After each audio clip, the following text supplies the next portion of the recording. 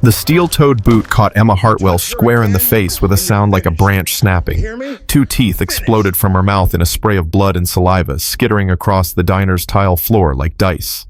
She hit the ground hard, skull bouncing off linoleum, vision going white, then black, then red. Through the ringing in her ears, she heard Derek Chandler laughing that entitled, ugly sound of a man who'd never faced consequences in his 32 years. What Derek couldn't see through his whiskey-soaked rage were the 5 leather-clad men who'd just stood up from the corner booth behind him. Before we continue, hit that subscribe button and stay with this story until the very end. Comment below what city you're watching from. I want to see how far Emma's story travels. Now let's go back to where this nightmare really began. 3 hours earlier, Emma Hartwell had been thinking about her daughter's birthday cake. Chocolate or vanilla lily, she'd asked that morning, braiding the 6-year-old's hair before school. Both, Mama. Both. Baby, we can't afford both.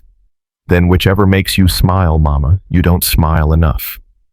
That conversation played on repeat in Emma's head as she refilled coffee cups at Rose's all-night diner, her feet screaming in their worn-out sneakers. 11:30 at night, and she still had 4 hours left on her double shift. Tomorrow she'd work another double, the day after that too, because rent on the trailer was due Friday and she was $300 short, again. The fluorescent lights buzzed overhead like angry insects. Emma hated that sound, hated this place, hated the grease that clung to her clothes, no matter how much she washed them. But it was a job, and jobs were hard to come by in this dried-up Nevada town, where the Chandler family owned half the real estate and controlled the rest through fear. "More coffee, Mr. Peterson?" she asked the old man in booth 3. He was asleep, head tilted back, mouth open, snoring softly. At 83, Mr. Peterson spent most nights here because his house was too quiet after his wife died. Emma left him alone. Some loneliness you couldn't fix with conversation. The bell above the door chimed. 5 men walked in, moving with that particular kind of silence that Emma had learned to recognize over the years. Military men, or former military. They wore leather jackets, despite the Nevada heat boots that had seen serious miles, and expressions that said they'd seen worse things than whatever this diner could offer. They took the corner booth without asking, settling in with practiced efficiency.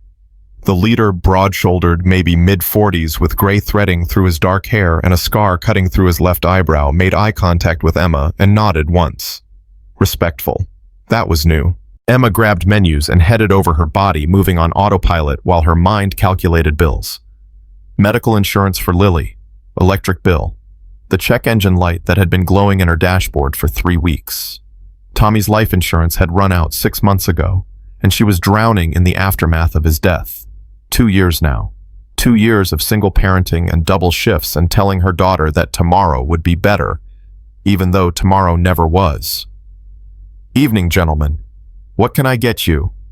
The scared leader looked up. His eyes were gray, storm cloud gray, and something about them made Emma stand a little straighter, like he actually saw her. Not just a waitress, a person. "Coffee black," he said. His voice was rough like gravel under tires. "And whatever's hot, we're not picky." "Burgers okay?" "Burgers are perfect, ma'am." "Ma'am." Another thing that was new. Most men who came through here treated her like furniture.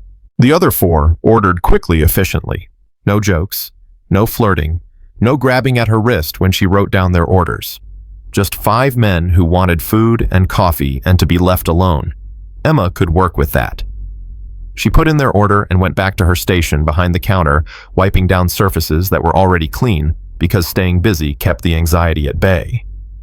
Through the window, she could see their motorcycles lined up outside like metal soldiers. Big bikes, expensive, the kind that ate highway miles for breakfast. The coffee pot was halfway to their table when the door slammed open hard enough to rattle the blinds. Emma's stomach dropped before she even turned around. She knew that walk. That particular stumble swagger of a drunk man with too much money and too little conscience. Derek Chandler stood in the doorway, reeking of whiskey and entitlement. His shirt was unbuttoned, his eyes unfocused, and his mouth twisted into that smirk Emma had learned to hate over the past 6 months. Ever since his father, Mayor Richard Chandler, had bought the trailer park where she lived and put Derek in charge of property management. Well, well, well, Derek's words slurred together. If it isn't my favorite tenant. Emma's hand tightened on the coffee pot. We're closing soon, Derek. You should head home. Don't tell me what to do. He pointed at her, the gesture loose and aggressive. You're 3 days late on rent, Emma. 3 days. I told you I'll have it Friday. I get paid Friday. Friday's not good enough. He started toward her, and Emma could smell the Jack Daniels sweating through his pores. You know what I think? I think you're not taking this seriously. I think you need a lesson in respect. The 5 men in the corner booth had stopped talking. Emma felt their attention shift, felt the temperature in the room change. But she kept her eyes on Derek because looking away was weakness, and men like Derek Chandler lived on weakness. Please leave, she said quietly. I don't want trouble. Derek laughed, a wet, nasty sound. You don't want trouble. Sweetheart, you are trouble. Late rent, single mother, living in my trailer park like you own the place. You know what my father says about people like you. I don't care what your father says. The words were out before Emma could stop them. Derek's face went red, then purple. What did you just say to me? I said... Emma's voice shook, but she forced herself to continue. I said I don't care. I'll have your money Friday. Now leave. Derek's hand shot out and grabbed her wrist, fingers digging in hard enough to bruise. The coffee pot slipped, hot liquid splashing on the counter. You don't talk to me like that, Derek hissed, pulling her closer. His breath was rancid in her face. You don't get to tell me no. My family owns this town. We own you. Let go of me. Make me. Emma tried to pull away, but Derek's grip tightened. His other hand came up, palm open, and she flinched. Years of watching Tommy's temper had taught her body to expect violence, even when her mind said it wouldn't happen, not here, not in public. But the slap never came. Instead, Derek released her wrist and stepped back, grinning. That's what I thought. You're all talk, Emma, just like every other broke single mom who thinks she's special. He turned toward the door, and Emma's whole body sagged with relief. It was over. He was leaving. She could clean up, finish her shift, go home to Lily, and Derek spun back around. You know what? I changed my mind. You're out. Friday. Pack your shit and get out of my trailer park. You can't do that. I have a lease. I can do whatever I want. Derek stepped closer again, and this time there was something darker in his eyes, something that made Emma's skin crawl. This town belongs to my family. The cops work for us. The judges work for us. You think anyone's going to help you? Please. Emma hated the way her voice broke. Please, my daughter. Should have thought about your daughter before you disrespected me. The scarred man from the corner booth stood up. He didn't move fast, didn't rush, just stood slowly, deliberately, and suddenly Derek looked small. Son, the man said quietly, I think you should leave the lady alone. Derek whirled around, his drunken brain taking a moment to process the interruption. Who the hell are you? Nobody important, just someone who's asking you politely to leave. This doesn't concern you, old man. Actually, the scarred man said, it does, because I'm sitting here trying to enjoy my coffee and you're disturbing my peace. So I'm going to ask you one more time. Leave the lady alone. Derek laughed. Or what? The other 4 men stood up, not aggressive, not threatening, just standing, present. And something in Derek's whiskey-soaked brain finally registered danger.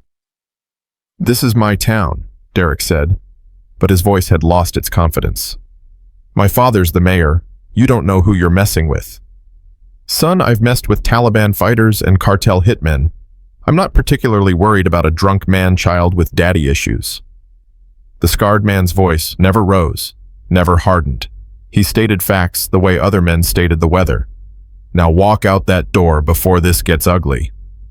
Emma watched Derek's face cycle through emotions, fear, rage, humiliation. She'd seen this before. Tommy used to get that exact look right before he broke something, right before he made someone pay for making him feel small. "Fuck you," Derek spat. Then he turned back to Emma. "And fuck you too, you broke bitch. You and your brat are out on the street Friday and there's not a goddamn thing you can do about it." He grabbed Emma's shoulder, spinning her around. She stumbled, caught herself on the counter. Derek's hand tangled in her hair, yanking her head back. "Look at me when I'm talking to you." The scarred man moved. Emma didn't see it coming. 1 second, Derek was behind her fist, tangled in her hair, his other hand drawing back. The next second, Derek was flying backward, a look of complete shock on his face as he crashed into an empty table. "Stay down," the scarred man said. Derek didn't stay down. He got up roaring and charged at the scarred man with his fists swinging wildly. Drunk, stupid, angry. The scarred man sidestepped easily, caught Derek's arm twisted, and Derek went down again, harder this time. Face first into the floor with a crunch that made Emma wince. "Last warning," the scarred man said. Derek pushed himself up, blood streaming from his nose. His eyes found Emma, found her standing there, shaking coffee pot still in her hand. And something in his expression went from rage to something worse, something calculated. "You think they can protect you?" Derek laughed, blood bubbling between his teeth. "You stupid bitch! You have no idea what you just started." He reached into his pocket, pulled out his phone. "Put the phone down," the scarred man said. "Fuck you." Derek's fingers moved across the screen. "My father's going to bury all of you. You, these assholes. This whole goddamn diner." The scarred man looked at Emma. "Do you want to press charges against him?" Emma's mouth went dry. Press charges. Against a Chandler. In a town the Chandlers owned. I don't... Simple question, ma'am. Yes or no? Did he assault you? Yes, but... No buts. The scarred man pulled out his own phone. "You were assaulted. That's a crime. We're witnesses." "You don't understand," Emma whispered. "His family. I understand perfectly." The scarred man's eyes never left hers. "I understand that you're scared. I understand that powerful men get away with terrible things. I understand that you probably think no one will help you. But I'm standing here right now asking you one question. Do you want to press charges?" Emma looked at Derek, bleeding on the floor, phone in hand, smirking like he'd already won.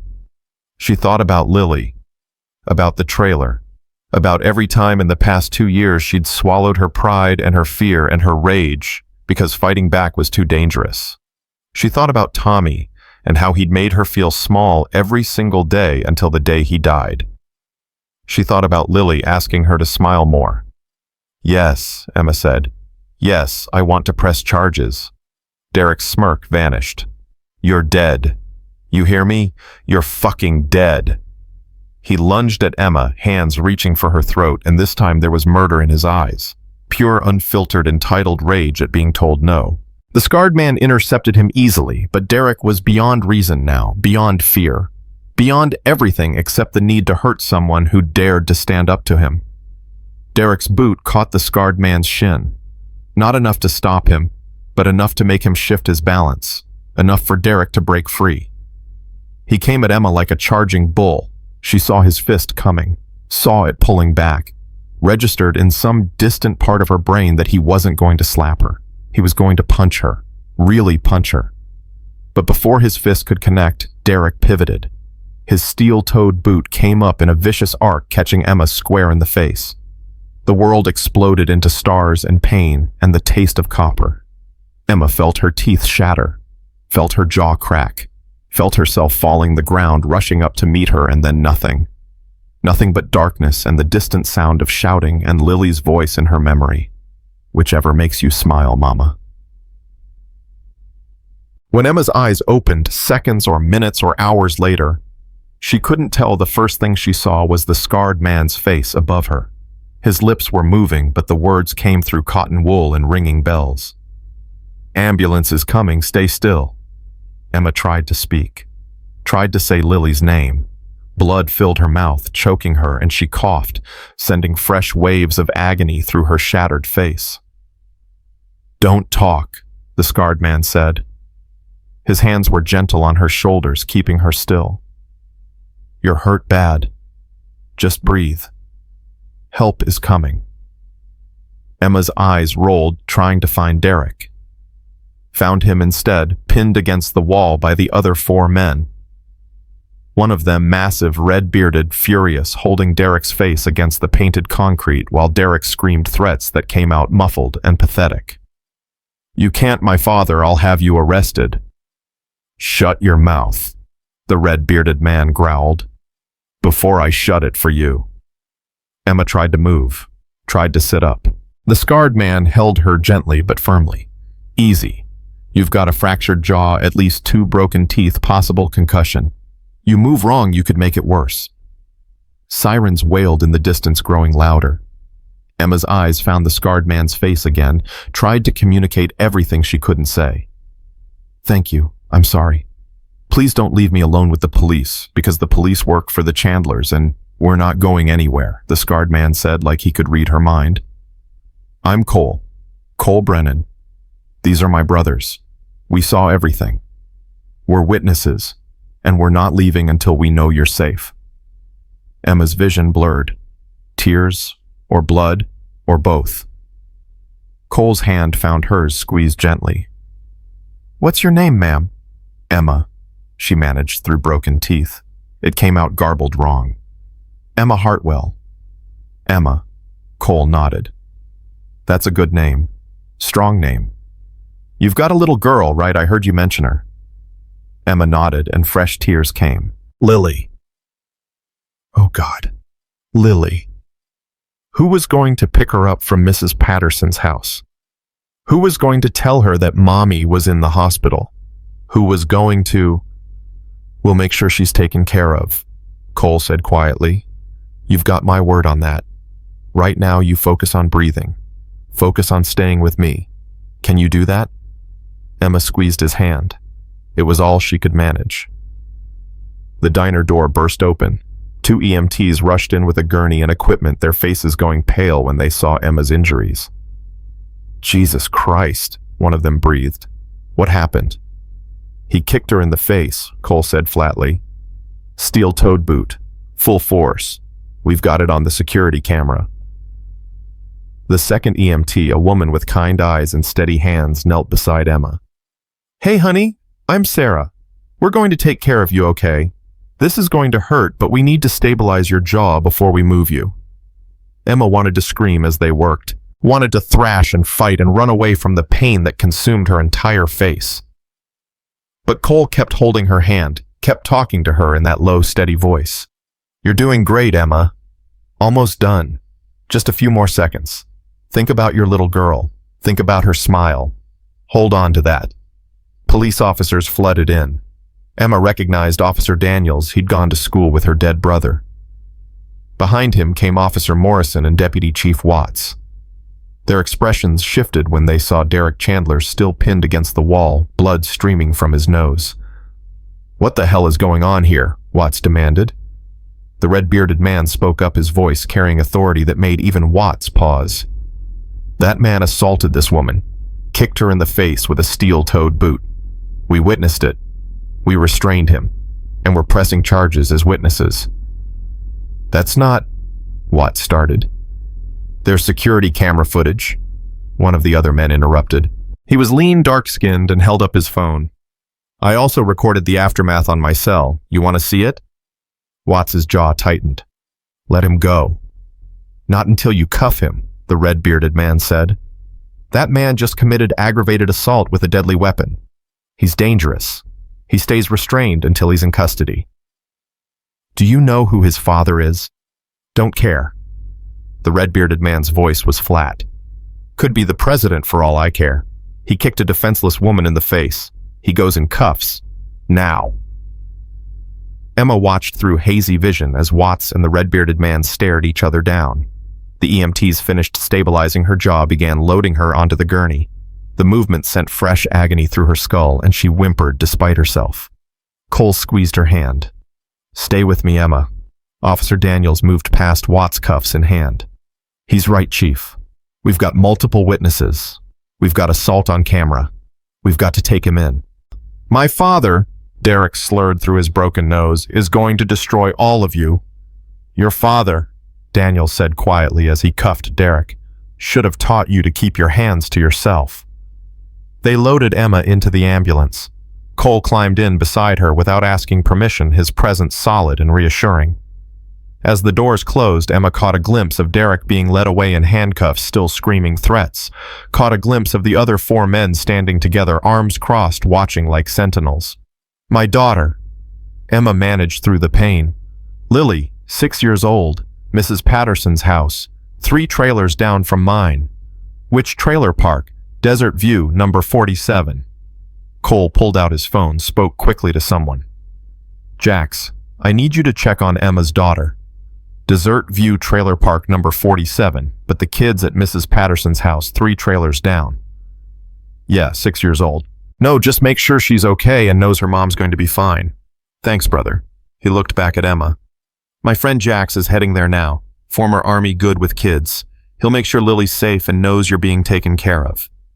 They'll take her. Emma's words came out mangled by broken teeth and swelling. Social services, the Chandlers, they'll take her away from me. No, Cole said firmly. They won't. I promise you, Emma, they won't. You don't know them. You don't know what they can do. You're right, I don't. Cole leaned forward, his storm gray eyes locked on hers. But they don't know me either. They don't know what I can do, and they're about to find out. The ambulance raced through the night, sirens wailing. Emma drifted in and out of consciousness, the pain medication they'd given her pulling her under. Every time she surfaced, Cole was there. Solid, present, real. Why, she whispered at one point. Why are you helping me? Cole was quiet for a moment. Then, because 10 years ago, someone needed help and nobody stepped up. She died alone and scared, and I wasn't there. I was deployed, couldn't get leave, and she died thinking nobody cared. His jaw tightened. Her name was Elena.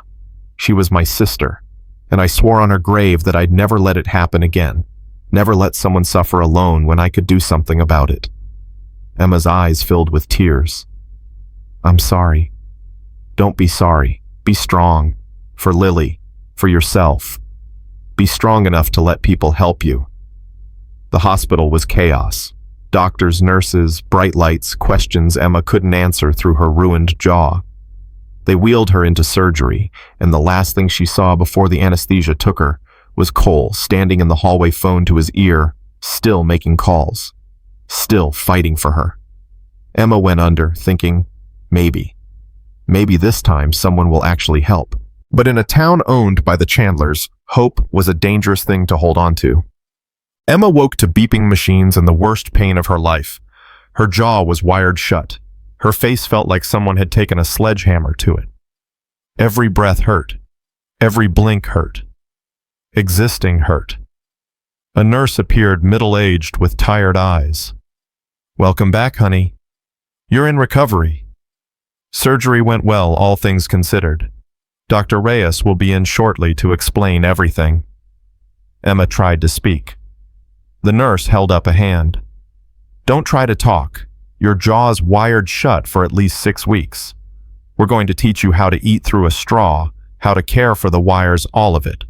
But right now, you need to rest.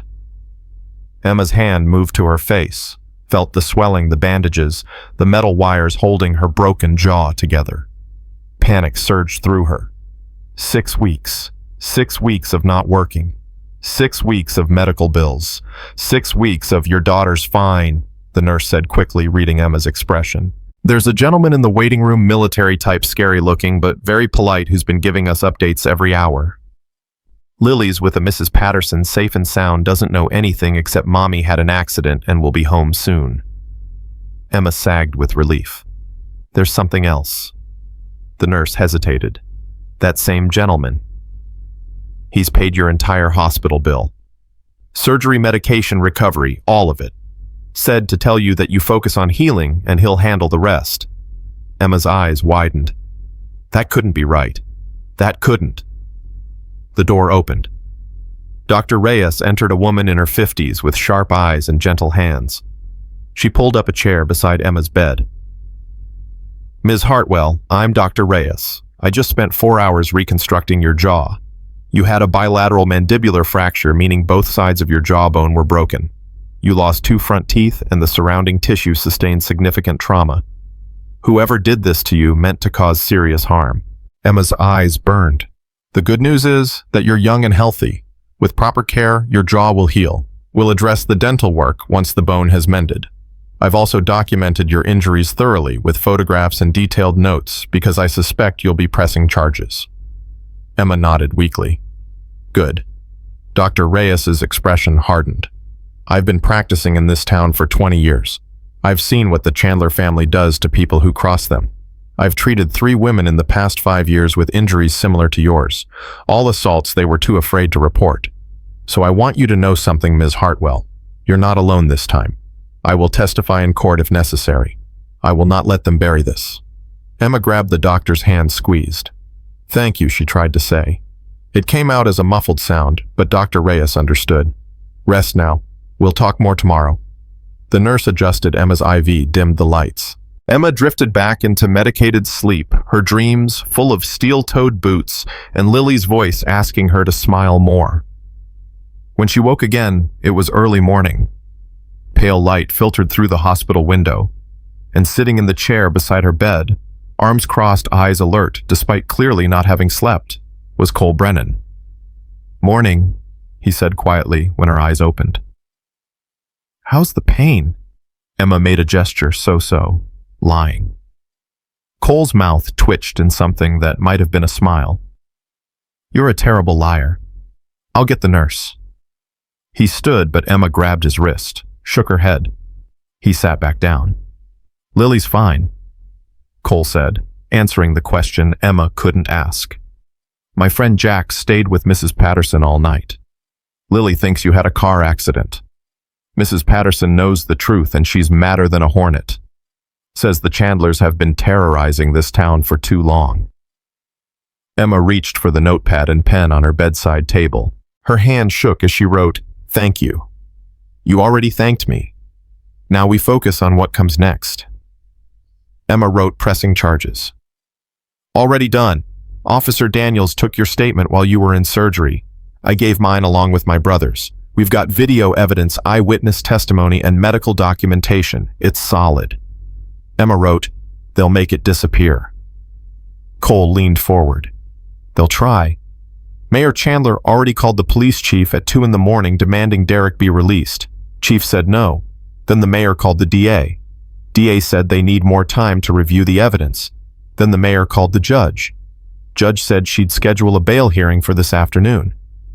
Emma's hand trembled as she wrote, See, they own everyone. Not everyone. Cole's voice was calm, steady. Daniels is clean. Dr. Reyes is on your side. And they don't own me or my brothers.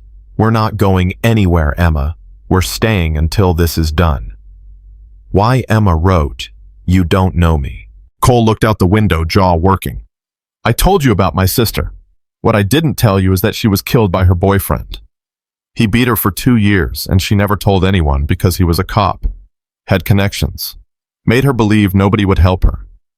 The night he finally killed her, she called 911 3 times. 3 times. Nobody came.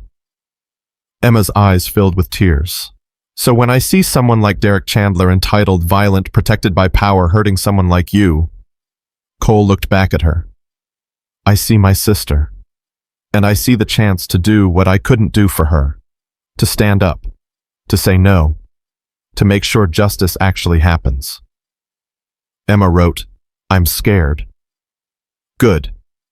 Fear keeps you smart, but don't let it keep you silent. Cole stood. I'm going to get you some water. Then we're going to talk about what happens next. Because Derek's bail hearing is in 6 hours, and we need to be ready. He left the room. Emma stared at her notepad at the shaky handwriting that barely looked like hers. She thought about Derek's boot connecting with her face. About Lily, growing up in a world where men like Derek got away with everything. About Tommy, and how she'd stayed silent for so long it became a habit. Not this time. This time she'd fight, even if it killed her. The bail hearing was a nightmare. Emma couldn't attend doctor's orders, but Cole went along with his 4 brothers. Officer Daniels went. Dr. Reyes went. Even Mrs. Patterson showed up in her church clothes and her righteous fury. They called Emma from the courthouse, put the phone on speaker. She heard Derek's lawyer, some expensive piece of work from Las Vegas, arguing that Derek was a pillar of the community, that this was a simple misunderstanding blown out of proportion, that Emma had provoked the situation, that Derek had been defending himself against the 5 dangerous bikers who'd attacked him. She heard Mayor Chandler testify that his son had never been in trouble before, that this was completely out of character, that Emma was a known troublemaker who'd been late on rent multiple times. She heard the prosecutor, a young woman named Kate Morrison, who sounded terrified, weakly object to the character assassination. And then she heard Cole Brennan speak. "Your Honor, permission to address the court." "Mr. Brennan, you're a witness, not a lawyer." "Yes, Your Honor. I'm just a witness. A witness who watched Derek Chandler kick Ms. Hartwell in the face with a steel-toed boot, who watched her teeth explode from her mouth, who watched her hit the ground unconscious while Mr. Chandler laughed. I have video of the aftermath. I have medical documentation of her injuries. And I have something else." Emma heard papers rustling. "What is this?" the judge asked. "These are police reports from 3 other women who filed complaints against Derek Chandler in the past 5 years. All 3 complaints were dismissed. All 3 women left town shortly after. I tracked them down. 2 of them are willing to testify. One of them recorded her own assault on her cell phone." The courtroom went silent. "Your Honor," Derek's lawyer sputtered. "This is highly irregular." "This is a pattern," Cole interrupted. "A pattern of violence. A pattern of abuse. A pattern of a powerful family protecting their son while he terrorizes women. Ms. Hartwell is just the latest victim, but if you release him on bail, she won't be the last." Emma heard Mayor Chandler shout something, heard the judge bang her gavel, heard arguing and accusations, and Derek screaming that this was all lies, all bullshit, that his father would have everyone's jobs. Finally, the judge spoke. "Bail is set at $100,000. Mr. Chandler will surrender his passport and be confined to his residence with electronic monitoring. No contact with the victim or her family. Court adjourned." The phone call ended. Emma lay in her hospital bed, tears streaming down her swollen face, and felt the smallest spark of something she hadn't felt in years. Hope. Derek made bail in less than an hour. Of course he did. Mayor Chandler probably had that much in his couch cushions. But the electronic ankle monitor was real. The no-contact order was real. And for the first time in her life, Emma had proof that maybe, just maybe, the system could work. Cole came back to the hospital that evening. He looked exhausted, his face lined with stress, but his eyes were clear. "He's out," Cole said without preamble, "but he's locked down. Can't leave his house except for court appearances and meetings with his lawyer." Emma reached for her notepad. And Mayor Chandler, furious, threatening everyone. But here's the thing about bullies. They're only powerful when people are afraid. Daniels isn't afraid. Dr. Reyes isn't afraid. Judge Walsh isn't afraid. And neither are we. Emma wrote, "How long can you stay?" Cole pulled his chair closer to her bed. "Emma, I need to be straight with you.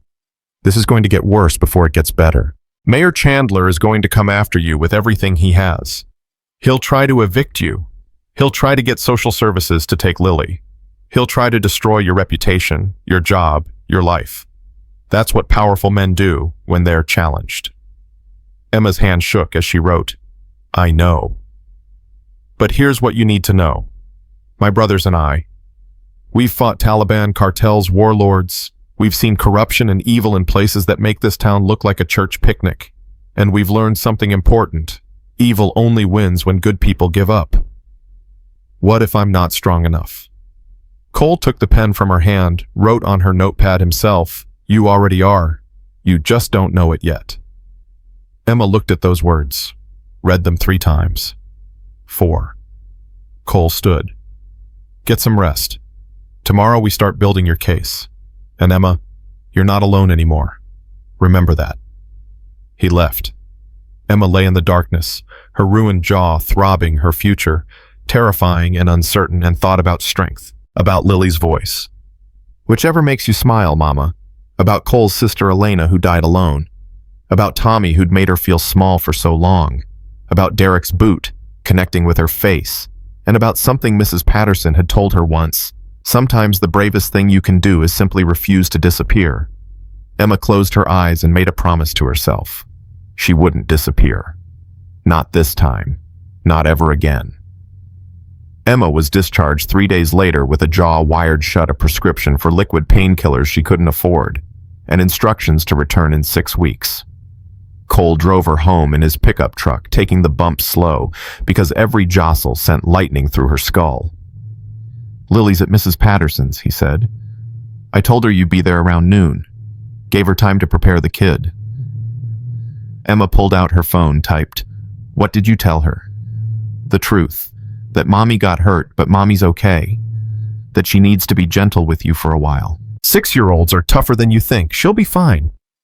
Emma wasn't sure about that. Wasn't sure about anything anymore. The world felt tilted wrong, like someone had shifted all the furniture 3 inches to the left while she wasn't looking. They pulled into Desert View Trailer Park, and Emma's stomach dropped. A notice was taped to her door, bright orange, impossible to miss. Eviction notice. 72 hours to vacate. Cole was out of the truck before she could move, ripping the notice down. He read it, jaw working, then pulled out his phone. "Marcus, I need a lawyer. Housing law, tenant rights.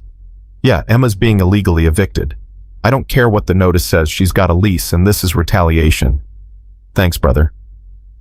Emma climbed out slowly, her body moving like it belonged to someone else, someone older, someone broken. Cole met her at the door, held up the notice. "This is illegal. You can't be evicted for pressing charges against your landlord's son. That's retaliation and it's against federal law." Emma typed, "They don't care about laws."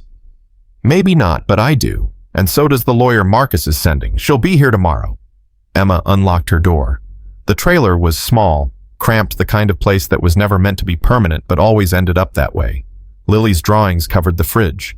Tommy's old work boots still sat by the door because Emma couldn't bring herself to throw them away. A life built from scraps and hope and desperation.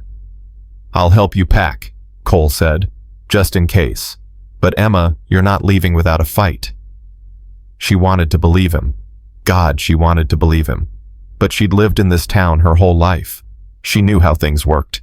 The Chandlers owned the law here. They owned everything. The door to Mrs. Patterson's trailer burst open. Lily came flying out, pigtails bouncing, face lit up like Christmas morning. Then she saw Emma's face. The swelling, the bruises, the wires, and stopped dead. "Mommy!" Emma knelt down, pain screaming through her jaw, and opened her arms. Lily crashed into her, careful but desperate, and Emma held her daughter and cried silent tears because her wired jaw wouldn't let her make a sound. "Does it hurt?"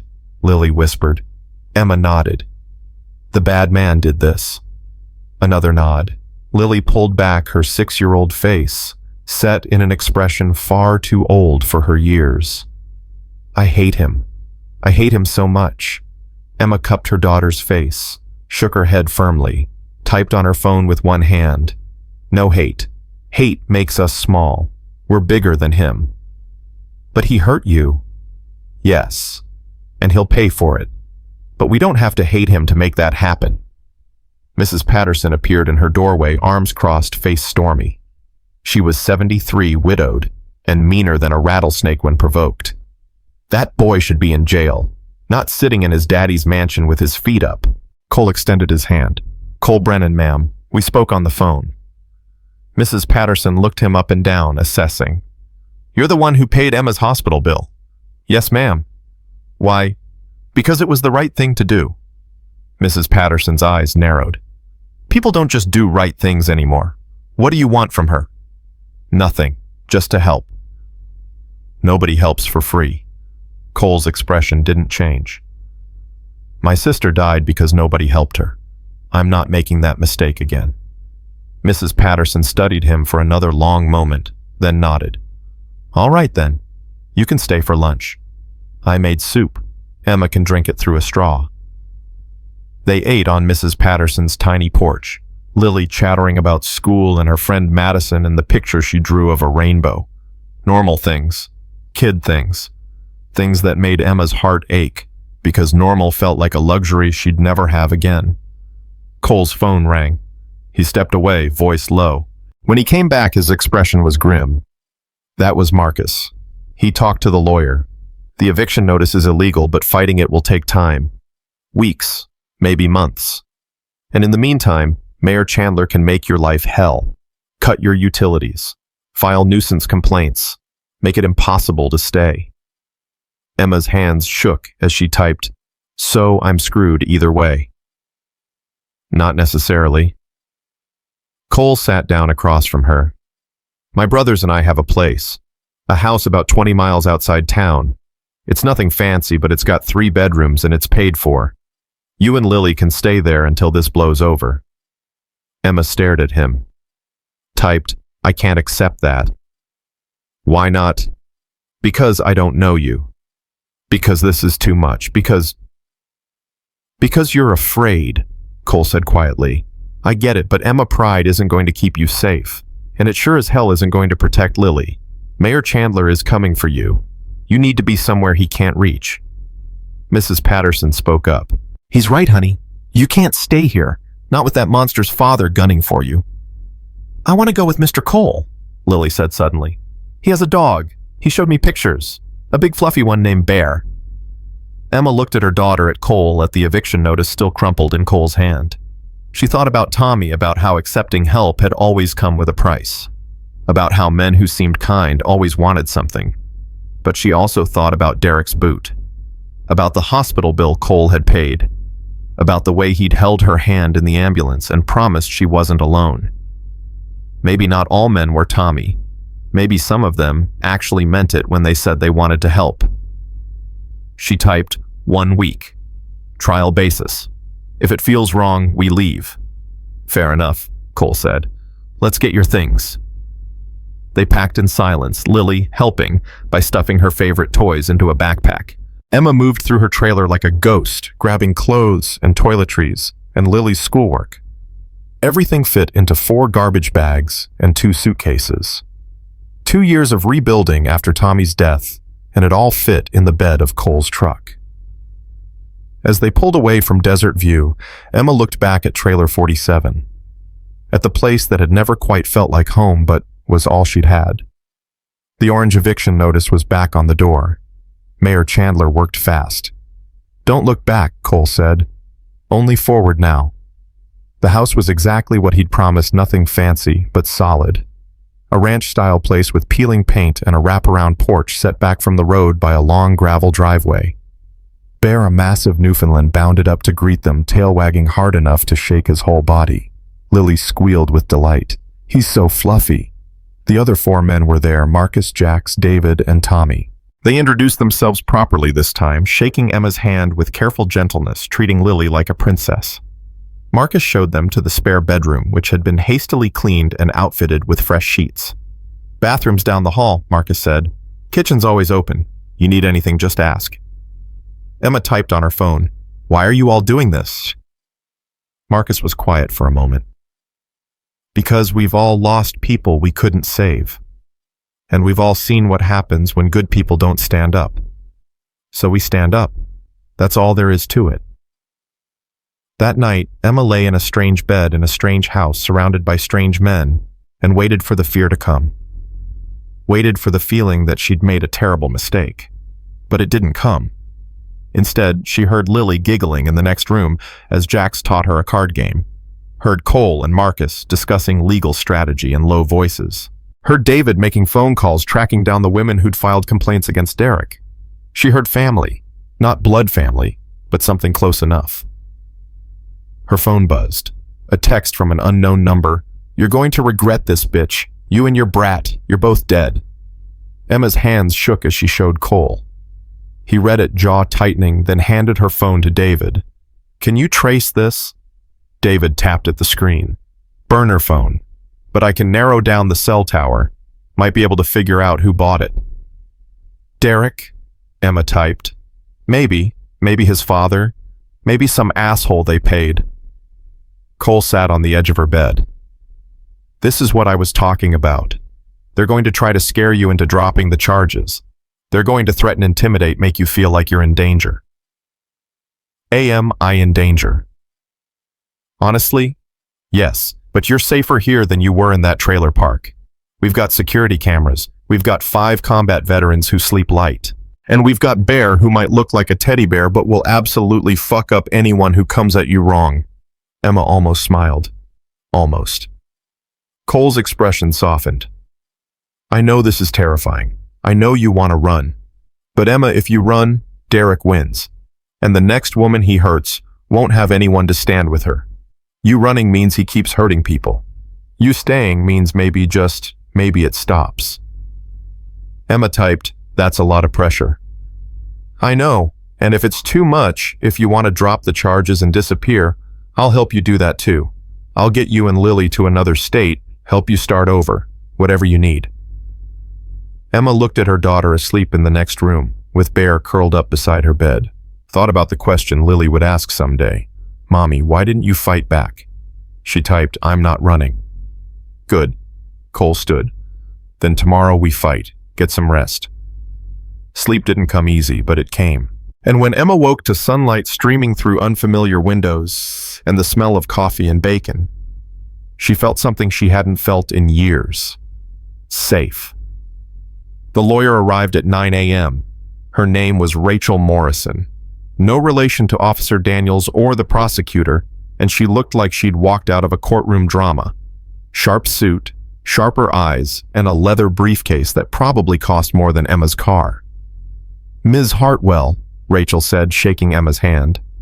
I've reviewed your case. The eviction is illegal, the threats constitute witness intimidation, and Derek Chandler's bail conditions are already being violated. Emma grabbed her phone. How? His ankle monitor pinged at a location 3 blocks from this house last night. He's not supposed to leave his residence except for legal appointments. He violated his bail terms. Cole leaned forward. Can we use that? Absolutely. I'm filing a motion to revoke bail today. Judge Walsh will hear it tomorrow morning. Rachel pulled out a folder. But that's not the main issue.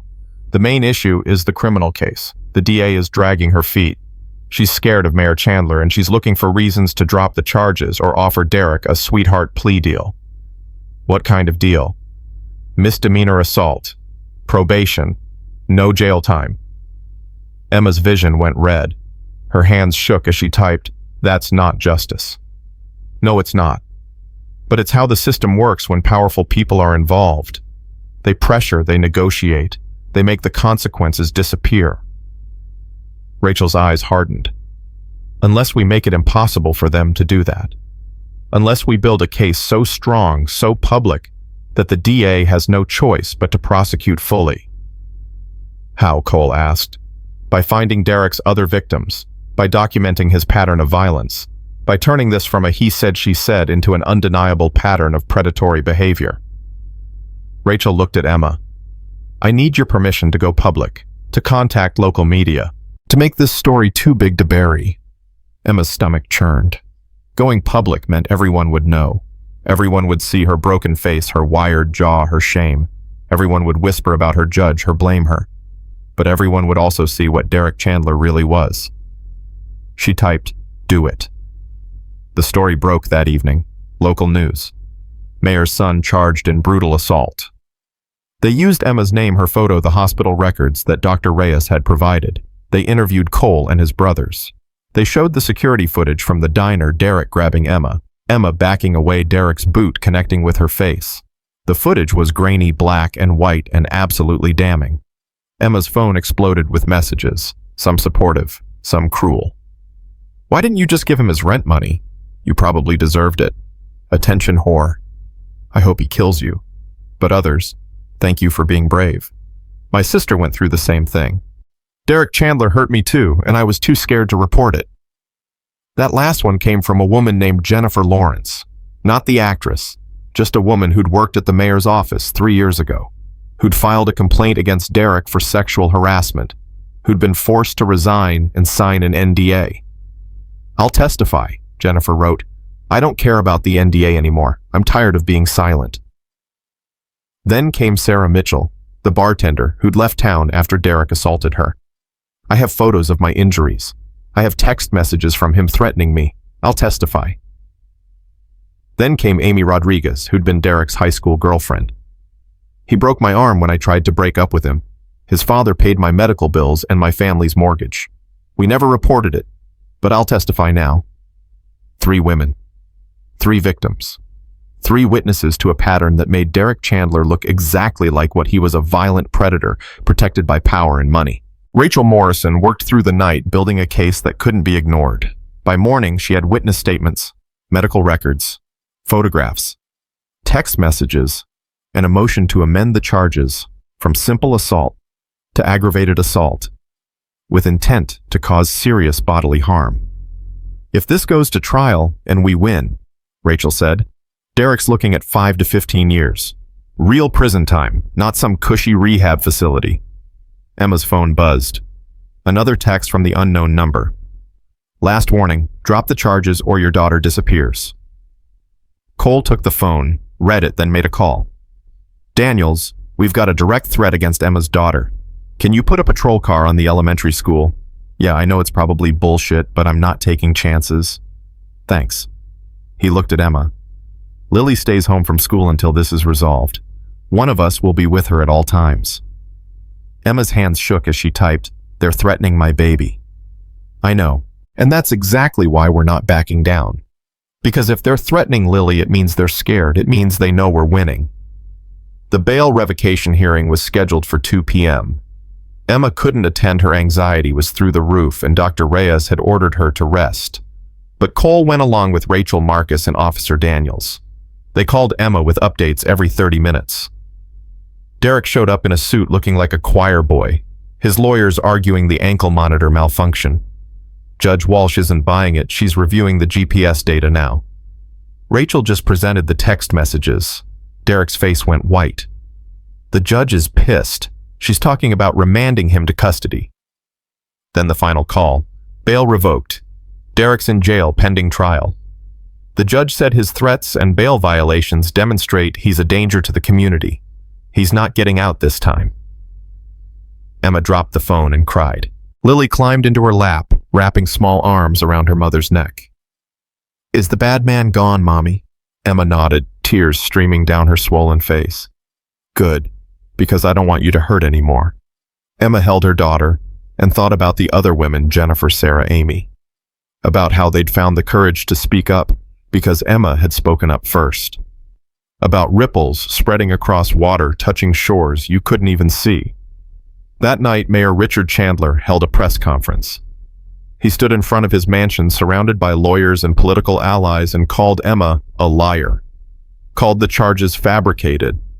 Called Cole and his brothers dangerous vigilantes who'd manipulated a vulnerable woman for publicity.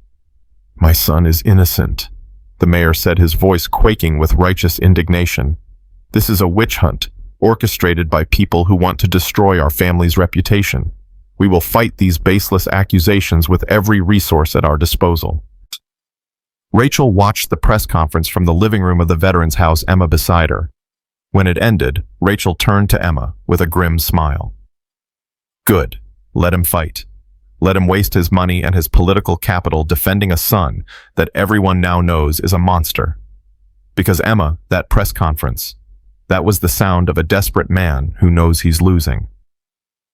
Emma typed, "How can you be sure?" Because innocent people don't need to hold press conferences. Innocent people don't need teams of lawyers. Innocent people say, "I didn't do it, and here's my proof." But guilty people attack the victim. They attack the witnesses. They attack the process. Everything Mayor Chandler just did screams guilt. Cole's phone rang. He stepped outside, voice low. When he came back, his expression was dark.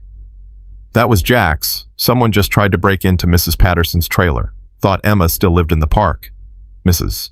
Patterson scared them off with her shotgun, but Daniels is heading over there now. Emma's blood ran cold. She typed, "Is she okay?" "She's fine. Madder than hell, but fine." She said, and I quote, "Tell Emma that it'll take more than some punk-ass thug to scare me off." Despite everything, Emma almost laughed.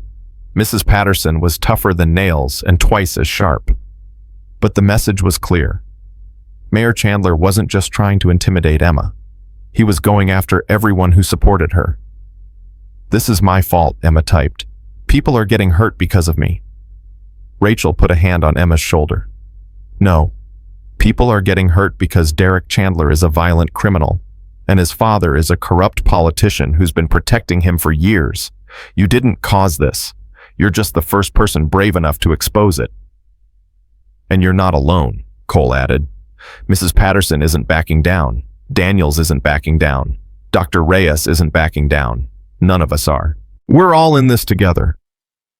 Emma looked around the room at these people, strangers 3 days ago, family now. People who'd stepped up when they had no obligation to. People who saw injustice and said no. She typed, "Thank you. All of you. I don't know how to repay this." "You don't repay it," Marcus said quietly. "You pay it forward. When this is over, when you're healed, you help the next person who needs it. That's how it works." The next morning brought more news. The DA's office announced they were upgrading the charges against Derek Chandler. Aggravated assault with a deadly weapon, witness intimidation, violation of bail conditions. With the additional testimony from Jennifer, Sarah, and Amy, they were also investigating Derek for a pattern of assault and potential sexual assault charges. "This is really happening," Rachel said, reviewing the court documents. "We're actually going to trial. And Emma, I think we're going to win." But Emma knew better than to celebrate too soon. The Chandlers didn't lose. They'd owned this town for 3 generations. They'd bought judges, silenced witnesses, destroyed careers. They had money and power and connections that stretched all the way to the state capitol. And men like that didn't go down without a fight. Her phone buzzed. Another unknown number. But this time the message was different. "I know what you did, and I'm going to make you pay. Not with lawyers, not with threats. I'm going to take everything from you. Starting with that little girl." Emma showed Cole. His face went hard as stone. "Pack a bag," he said. "We're moving you and Lily to a safe house, tonight. Where? Somewhere the Chandlers can't reach. Somewhere off the grid. My brother owns a cabin in Montana. No neighbors, no cell service, just mountains and safety." Emma wanted to argue, wanted to say she wouldn't run, but then she looked at Lily playing with Bear in the next room and knew she'd do whatever it took to keep her daughter safe. Even if it meant running, even if it meant hiding, even if it meant letting the Chandlers think they'd won. Because some battles you fought head on, and some battles you fought smart. And Emma was learning the difference. They left at 3 in the morning when the world was dark and quiet and dangerous. Emma sat in the back of Cole's truck with Lily asleep against her shoulder, watching the Nevada desert disappear behind them. Marcus drove a second vehicle behind them, insurance, Cole called it. Extra eyes in case someone followed. Nobody spoke for the first hour. The silence felt heavy, oppressive, like the weight of everything Emma was running from had climbed into the truck with them. Finally, Cole broke it. "You're doing the right thing." Emma pulled out her phone, typed one-handed, "Doesn't feel right. Feels like losing." Losing would be staying and getting yourself or Lily killed. This is strategy. We get you safe, build the case airtight, then bring you back for trial. The Chandlers think threats work because they've always worked before. We're showing them different. How long? 2 weeks, maybe 3. Long enough for Daniels and Rachel to shore up security. Long enough for the DA to finalize charges. Long enough for Mayor Chandler to realize that threatening you just makes him look more guilty. Emma looked down at Lily's sleeping face, so peaceful, so innocent. 6 years old, and already learning that the world was cruel and scary and full of men who hurt people because they could. "She'll be okay," Cole said, reading Emma's mind. "Kids are resilient. She'll remember that her mom fought back. That's what matters." "What if we lose?" Cole's hands tightened on the steering wheel. Then we appeal. Then we go federal. Then we take it to the media and make Derek Chandler's face so famous that he can't walk down a street without people knowing what he did. One way or another, Emma, he pays. I promise you that. They stopped for gas in Utah as the sun came up. Emma took Lily to the bathroom, holding her daughter's hand tight, scanning every face for threats that probably weren't there. Paranoia, Dr. Reyes had called it. A normal response to trauma. But knowing it was normal didn't make it feel any better. When they came out, Marcus was on the phone, his expression dark. He hung up as they approached. That was Jax, Marcus said. Mrs. Patterson's in the hospital. Someone broke into her trailer last night. Beat her pretty bad. Emma's legs went weak. She grabbed the truck for support, her phone falling from her hand. Cole caught her. How bad? Cole asked. Broken ribs, concussion, dislocated shoulder. She's stable, but... Marcus glanced at Emma. She told the cops it was Derek's people. Told them she'd testify to that. Emma's hands shook so badly she could barely type. This is my fault.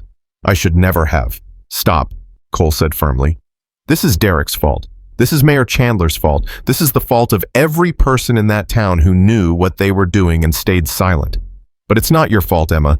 You're the victim who finally said no. Lily tugged on Emma's shirt. Mommy, why are you crying? Emma knelt down, wiped her eyes, tried to smile through her wired jaw.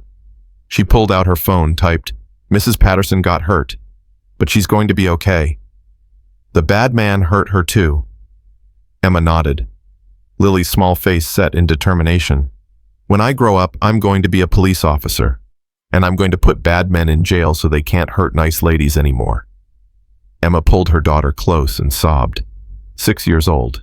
6 years old and already understanding that someone had to stand up to evil, that someone had to fight back. They reached the Montana cabin just after dark. It sat at the end of a dirt road surrounded by pine trees and silence. No neighbors for miles, no cell service, no internet, just a landline phone for emergencies and a wood stove for heat. It's not much, Cole said as he unlocked the door. But it's safe. Nobody knows about this place except family. Inside was sparse but clean. 2 bedrooms, a small kitchen, a living room with a couch that had seen better days. Lily ran from room to room exploring her earlier sadness, forgotten in the excitement of adventure.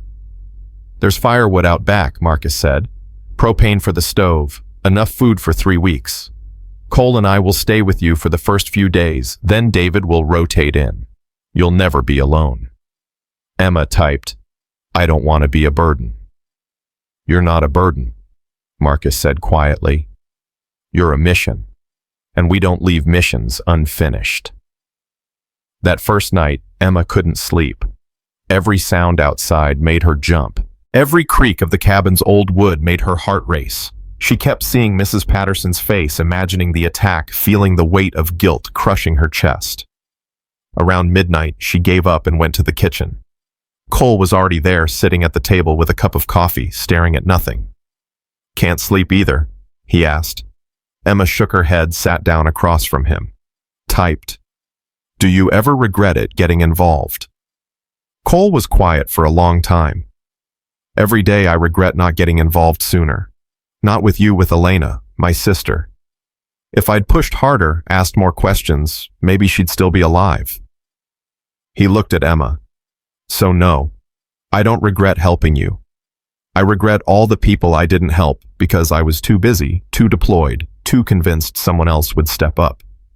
Why do you think people don't step up? Fear, apathy, the belief that it's not their problem. Cole sipped his coffee. But mostly because standing up is hard. It's messy. It costs you time and money and peace of mind. It's easier to look away, to tell yourself that someone else will handle it, that the system will work, even when you know damn well it won't. Emma typed, You're a good man. Cole Brennan. I'm a man trying to be good. There's a difference. He stood, refilled his coffee. Get some rest. Tomorrow we start planning what comes next. The next morning brought a call on the landline. Rachel Morrison, her voice crackling with static. Emma, we have a problem. Mayor Chandler's legal team just filed a motion to dismiss all charges. They're claiming you fabricated the assault for attention and financial gain. They're saying Cole and his brothers coerced you into pressing charges. Emma's stomach dropped. She typed on her phone, then held it up to the receiver so Rachel could hear the text-to-speech. Can they do that? They can file anything they want. Whether the judge will grant it is another question. But Emma, they're also filing a countersuit. Civil charges. Defamation, emotional distress, loss of income. They're suing you for $5 million. Emma's vision blurred. $5 million. She didn't have 500. This was it. This was how they destroyed people who fought back. Not with violence, with lawsuits that bankrupted you before you ever got to court. Cole took the phone. Rachel, this is obvious intimidation. No judge is going to. Judge Walsh might not, Rachel interrupted. But the Chandlers are forum shopping. They filed in a different county with a judge who's known to be friendly to their family. Emma, I need you to understand something. This civil suit is designed to force you to drop the criminal charges. They'll offer to withdraw the lawsuit if you withdraw your testimony. Don't do it, Cole said to Emma before she could even reach for her phone. Don't let them win like this. Emma typed $5 million. I'll lose everything. You've already lost everything, Rachel said gently through the phone. Your job, your home, your sense of safety. What's left to lose except your dignity and your truth? And Emma, those are the only things they can't take unless you give them up. But Lily. We'll be fine, Cole said firmly, because we're going to win this. Both cases, criminal and civil. We're going to prove Derek assaulted you, and we're going to prove the countersuit is malicious prosecution. It's going to take time and it's going to be hell, but we're going to win. Emma wanted to believe him, wanted to believe that justice actually existed for people like her. But all she could think about was Mrs. Patterson in the hospital and $5 million, and Derek Chandler's smirking face. Rachel continued. There's something else. The DA wants to offer Derek a plea deal. Misdemeanor assault, 1-year probation, anger management classes. No, Cole said immediately. Absolutely not. It's not up to us, Rachel said. It's up to Emma. She's the victim. She has to agree to any plea deal. Emma's hand shook as she typed, What happens if I say no? Then we go to trial. And Emma, trials are brutal. Derek's lawyers will tear you apart on the stand. They'll bring up every mistake you've ever made, every late rent payment, every argument with Tommy. They'll make you look like an unreliable, vengeful woman who's lying for attention. And if I say yes, then Derek walks. He gets a slap on the wrist, and the next woman he hurts won't have a precedent to point to. She'll be told, well, the last woman accepted a plea deal, so it couldn't have been that serious. Emma closed her eyes, felt the weight of every woman who'd come before her. Jennifer, Sarah, Amy. The ones who'd stayed silent. The ones who'd been silenced. All of them watching to see what Emma would do. She typed, no deal. We go to trial. Good, Rachel said, and Emma could hear the relief in her voice. I'll inform the DA. But Emma, prepare yourself. The Chandlers are going to come at you with everything they have. This is going to get ugly. It got ugly fast. The next day, someone leaked Emma's medical records to the press. Not just the assault injuries, but everything. Her history of anxiety and depression after Tommy died. The prescriptions she'd taken.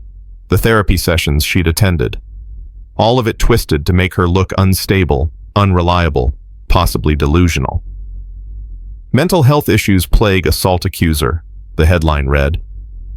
Emma Hartwell's past raises questions about credibility. Cole found her on the cabin's porch, phone in hand, reading the article with tears streaming down her face. Don't read that garbage, he said gently, taking the phone away. They're destroying me, Emma typed on the backup phone Cole handed her. Everyone's going to think I'm crazy. Everyone who matters knows you're not.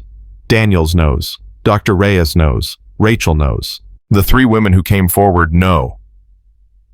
Cole sat beside her. And Emma, there's something you need to understand. The fact that they're attacking your mental health means they can't attack the facts. They can't disprove the security footage. They can't explain away Derek's ankle monitor violation. They can't account for the pattern of violence. So they attack you. And that means they're desperate. Marcus appeared in the doorway. Just got off the phone with Jax. Mrs. Patterson's awake. She's asking for Emma.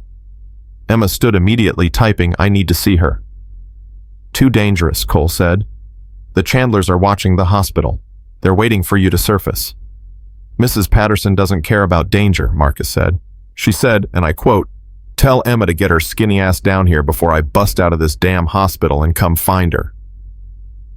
Despite everything, Emma smiled. Or tried to, as much as her wired jaw allowed. They left Lily with David, who'd arrived that morning, and drove back to Nevada under cover of darkness. Emma wore a baseball cap and sunglasses, feeling ridiculous, but understanding the need for caution.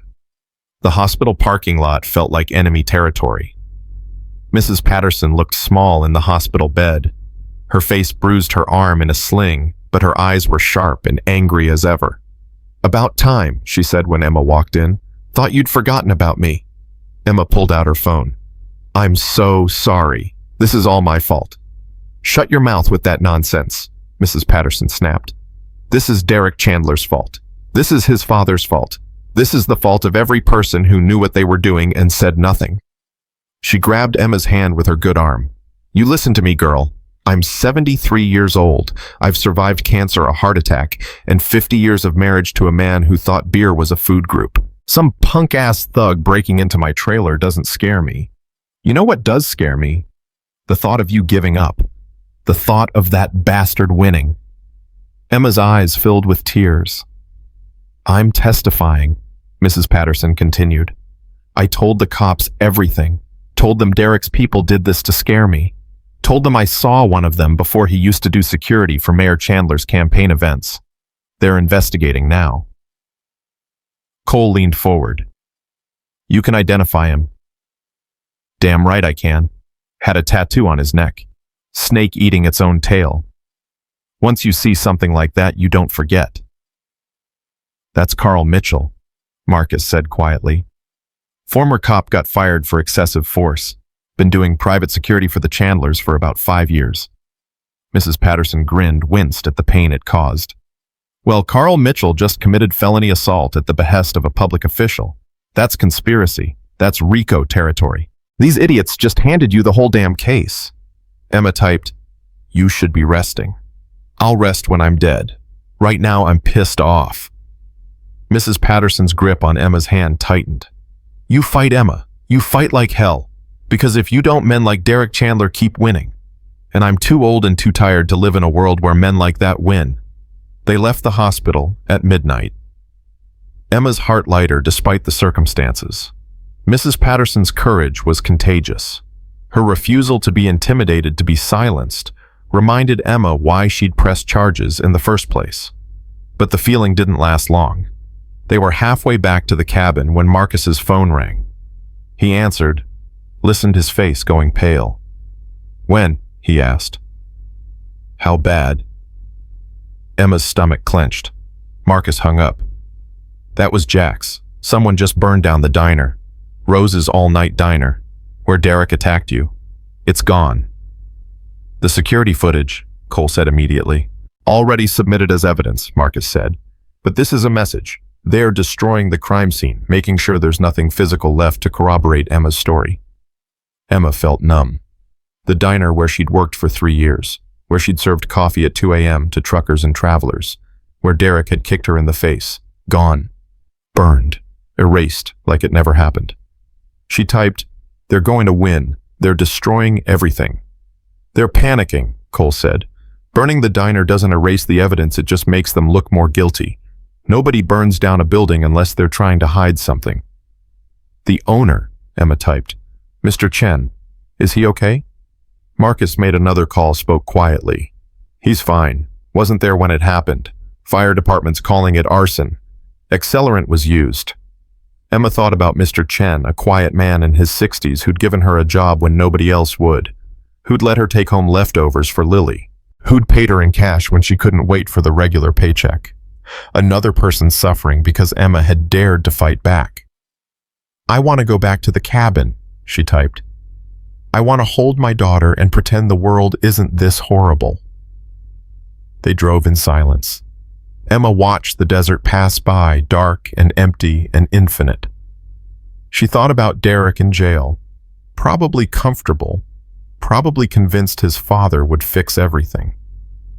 She thought about Mayor Chandler pulling strings, making phone calls, destroying anyone who stood in his way. She thought about giving up, just for a moment, just long enough to feel the temptation of it. How easy it would be to drop the charges, take Lily and disappear, start over somewhere the Chandlers couldn't reach, somewhere safe. But then she thought about Jennifer and Sarah and Amy, about Mrs. Patterson in a hospital bed with broken ribs, about Mr. Chen watching his diner burn, about every person who'd suffered because the Chandlers believed they were untouchable. And she thought about Lily's words, "When I grow up, I'm going to put bad men in jail." Someone had to show her daughter that fighting back was possible, that standing up mattered, that justice, even when it was hard, even when it cost you everything, was worth pursuing. Emma pulled out her phone and typed a message to Rachel. "No deals, no compromises. We take Derek Chandler to trial, and we win." Rachel's response came immediately. "That's what I wanted to hear. Now let's bury these bastards." When they reached the cabin, David met them at the door, his expression grim. "What now?" Cole asked. "The DA called. She's dropping the charges." Emma's world tilted. She grabbed the doorframe for support, her phone falling from her hand. "She can't do that," Marcus said. "We have evidence, witnesses." "She says the case is too circumstantial without the physical crime scene. Says Derek's lawyers will argue reasonable doubt, says she can't win." David looked at Emma. "I'm sorry. She's making the announcement tomorrow morning." Emma sank to the porch steps. This was it. This was how it ended. Not with a trial, not with justice, but with a prosecutor too scared to fight and a rich family that always got what it wanted. Cole knelt in front of her. "Emma, look at me." She couldn't. Couldn't look at him, couldn't look at anyone. Couldn't face the reality that she'd lost everything for nothing.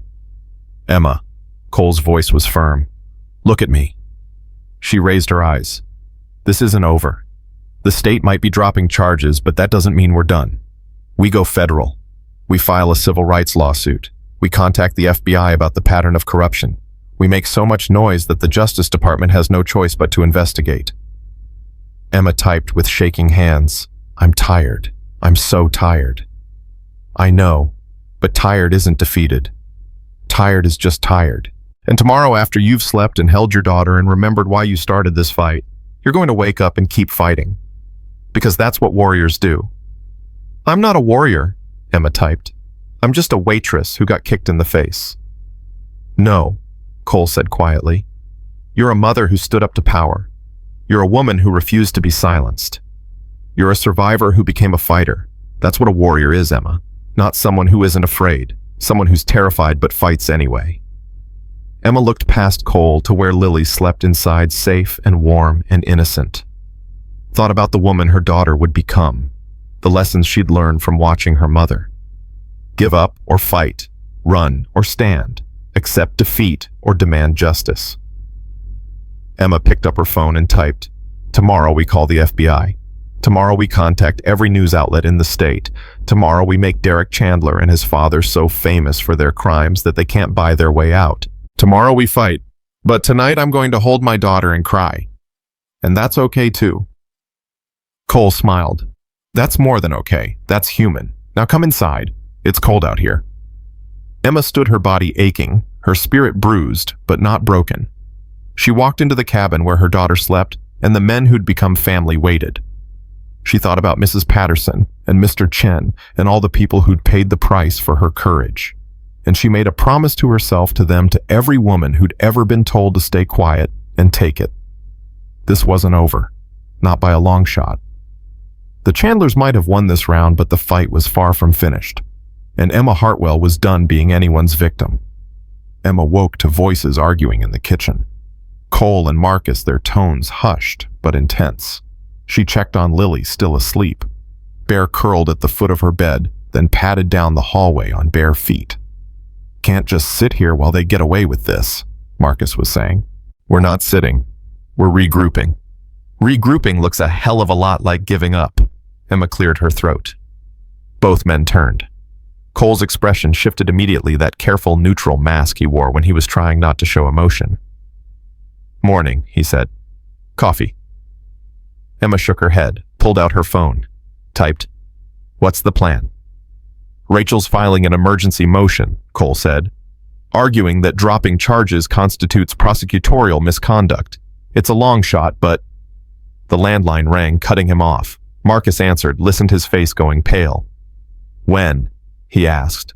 Then, Jesus Christ. He hung up. That was Jack's. Derek was released an hour ago. All charges dropped, no conditions, no ankle monitor. He walked out of jail a free man. Emma felt the room tilt. She grabbed the counter, her phone clattering to the floor. Derek. Free. Out there. Unpunished. Cole caught her before her knees gave out. "Breathe, Emma. Just breathe." But she couldn't breathe. Couldn't think. All she could see was Derek's boot connecting with her face, his laughter as she fell, the blood on the diner floor. And now he was free. Free to hurt someone else. Free to come after her. Free to... Her phone buzzed on the floor. Marcus picked it up, read the message, his expression darkening. "It's from Derek." He showed Cole, who cursed under his breath.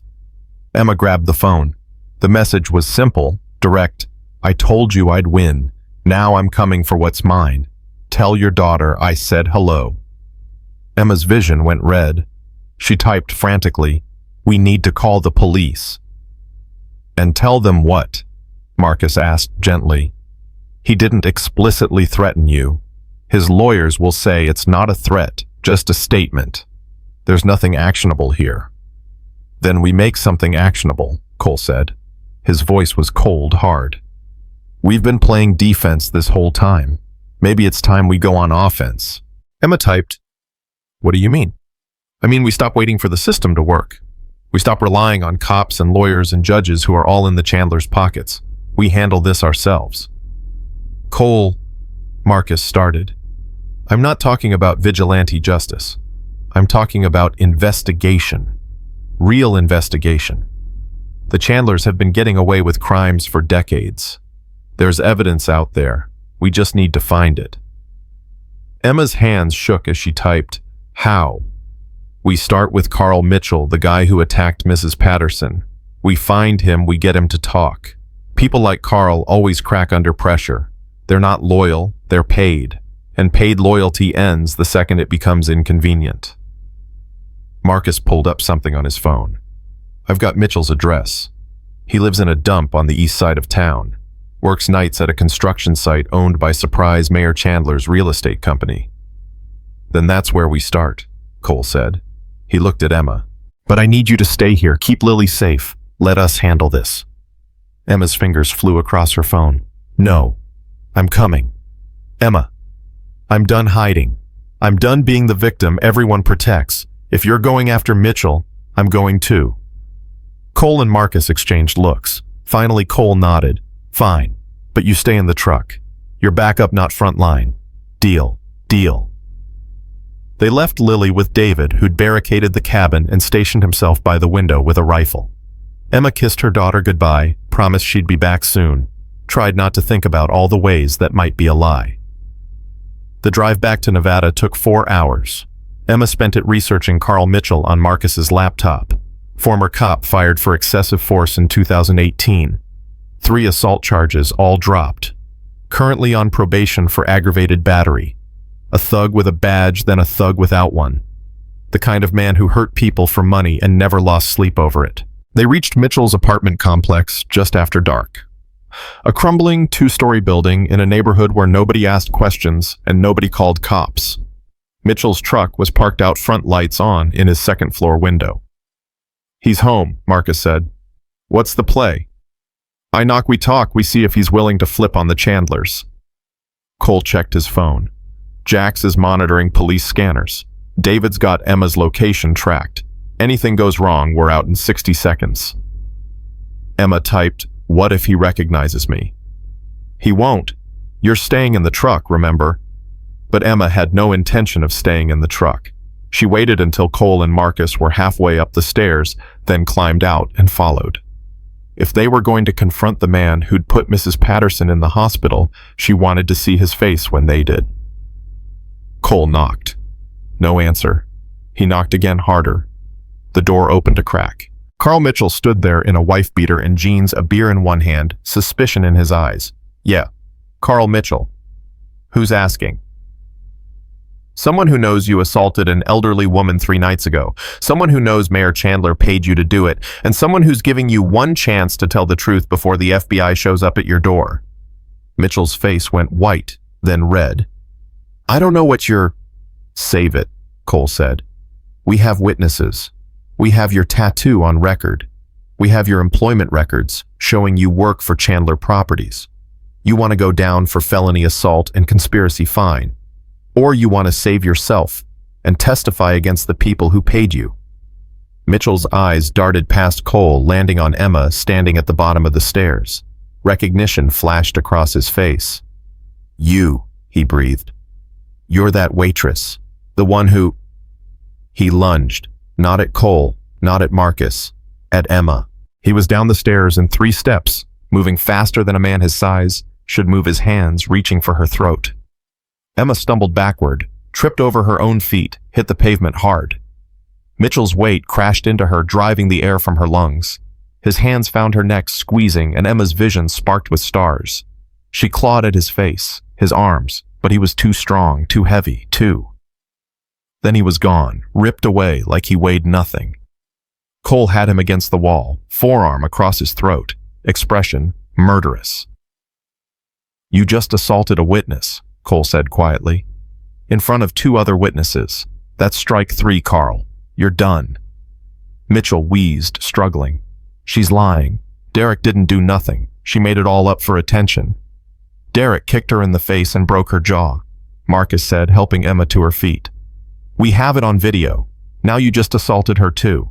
So congratulations, you're going to jail whether you cooperate or not. Emma's throat burned. She typed on her phone with shaking hands. Ask him who else. Who else did the Chandlers pay? Cole read it, pressed harder against Mitchell's throat. You heard her. Who else is on the payroll? Who else has Mayor Chandler paid to intimidate witnesses? I can't. He'll kill me. Who? Mitchell's resistance crumbled. Everyone. Half the cops. The fire chief who ruled the diner fire and accident. The medical examiner who signs off on deaths. The judge who dismissed all those cases. Everyone's on the take. The Chandlers own this whole damn town. Emma felt sick. She'd known it was bad, but hearing it said out loud made it real in a way that twisted her stomach. Names, Cole demanded. I want names. Mitchell gave them. Officer Watts, Fire Chief Thompson, Medical Examiner Rodriguez, Judge Patterson, not related to Mrs. Patterson, just another person who'd sold their integrity for Chandler money. A web of corruption so deep and wide that Emma couldn't see how they'd ever untangle it. And Derek, Cole asked. What about Derek's other victims, the ones who disappeared? Mitchell's eyes went wild. I don't know nothing about that. I just rough people up. I never killed nobody. Whatever happened to those girls that wasn't me? Emma's blood went cold. Girls. Plural. She typed, what girls? Mitchell looked at her, and for the first time she saw something like regret in his eyes. The ones who tried to press charges before you. 3 of them. They left town, that's what everyone says. But I heard rumors. I heard they didn't leave. I heard they got buried out in the desert where nobody would find them. Marcus pulled out his phone, already dialing. Jax, I need you to run a search. Missing women in this county over the past 10 years. Cross-reference them with any connection to Derek Chandler. Cole released Mitchell, who slumped against the wall, gasping. You're going to tell this to the FBI. Every word. And you're going to pray that cooperating is enough to keep you out of federal prison. They'll kill me, Mitchell wheezed. The Chandlers. They'll kill me for talking. Then you better hope we put them away before they get the chance. Emma's phone buzzed. A text from Rachel. Emergency. Call me now. Emma showed Cole. He dialed Rachel on speaker. The DA just filed new charges, Rachel said without preamble. Against Emma. Criminal fraud, filing a false police report, perjury. They're saying she made up the assault. They've issued a warrant for her arrest. Emma's world stopped. That's insane, Cole said. We have video evidence. They're claiming the video was doctored, that Emma and you conspired to frame Derek for assault. Mayor Chandler held another press conference an hour ago. He's calling Emma a con artist who targeted his family for money. Emma sank to the ground, her legs refusing to hold her. This couldn't be happening. Couldn't be real. She'd been the victim. She'd been the one assaulted. And now they were trying to send her to jail. Marcus crouched beside her. Rachel, what's the bail? $500,000. And given the charges, if Emma's convicted, she's looking at 5 to 10 years. They're also petitioning for emergency custody of Lily, claiming Emma's an unfit mother. Emma's hands shook so badly she could barely type, "They're taking my daughter."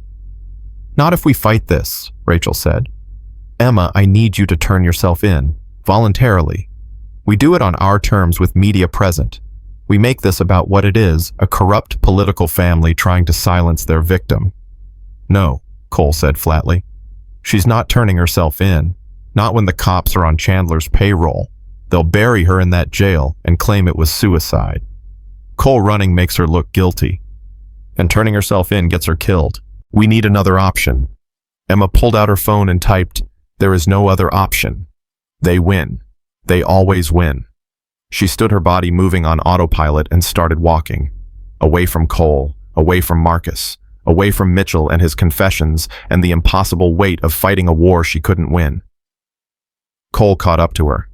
"Emma, stop." She typed without looking at him, "Let me go. I'm done." "No, you're not. I am. They're going to take Lily. They're going to send me to prison. They're going to win. And there's nothing I can do about it. So that's it. You give up. You let Derek walk. You let him hurt the next woman and the one after that." Emma whirled on him, her phone's text-to-speech screaming, "I don't care about the next woman. I care about my daughter. I care about staying alive. I care about not spending the next decade in prison for the crime of telling the truth."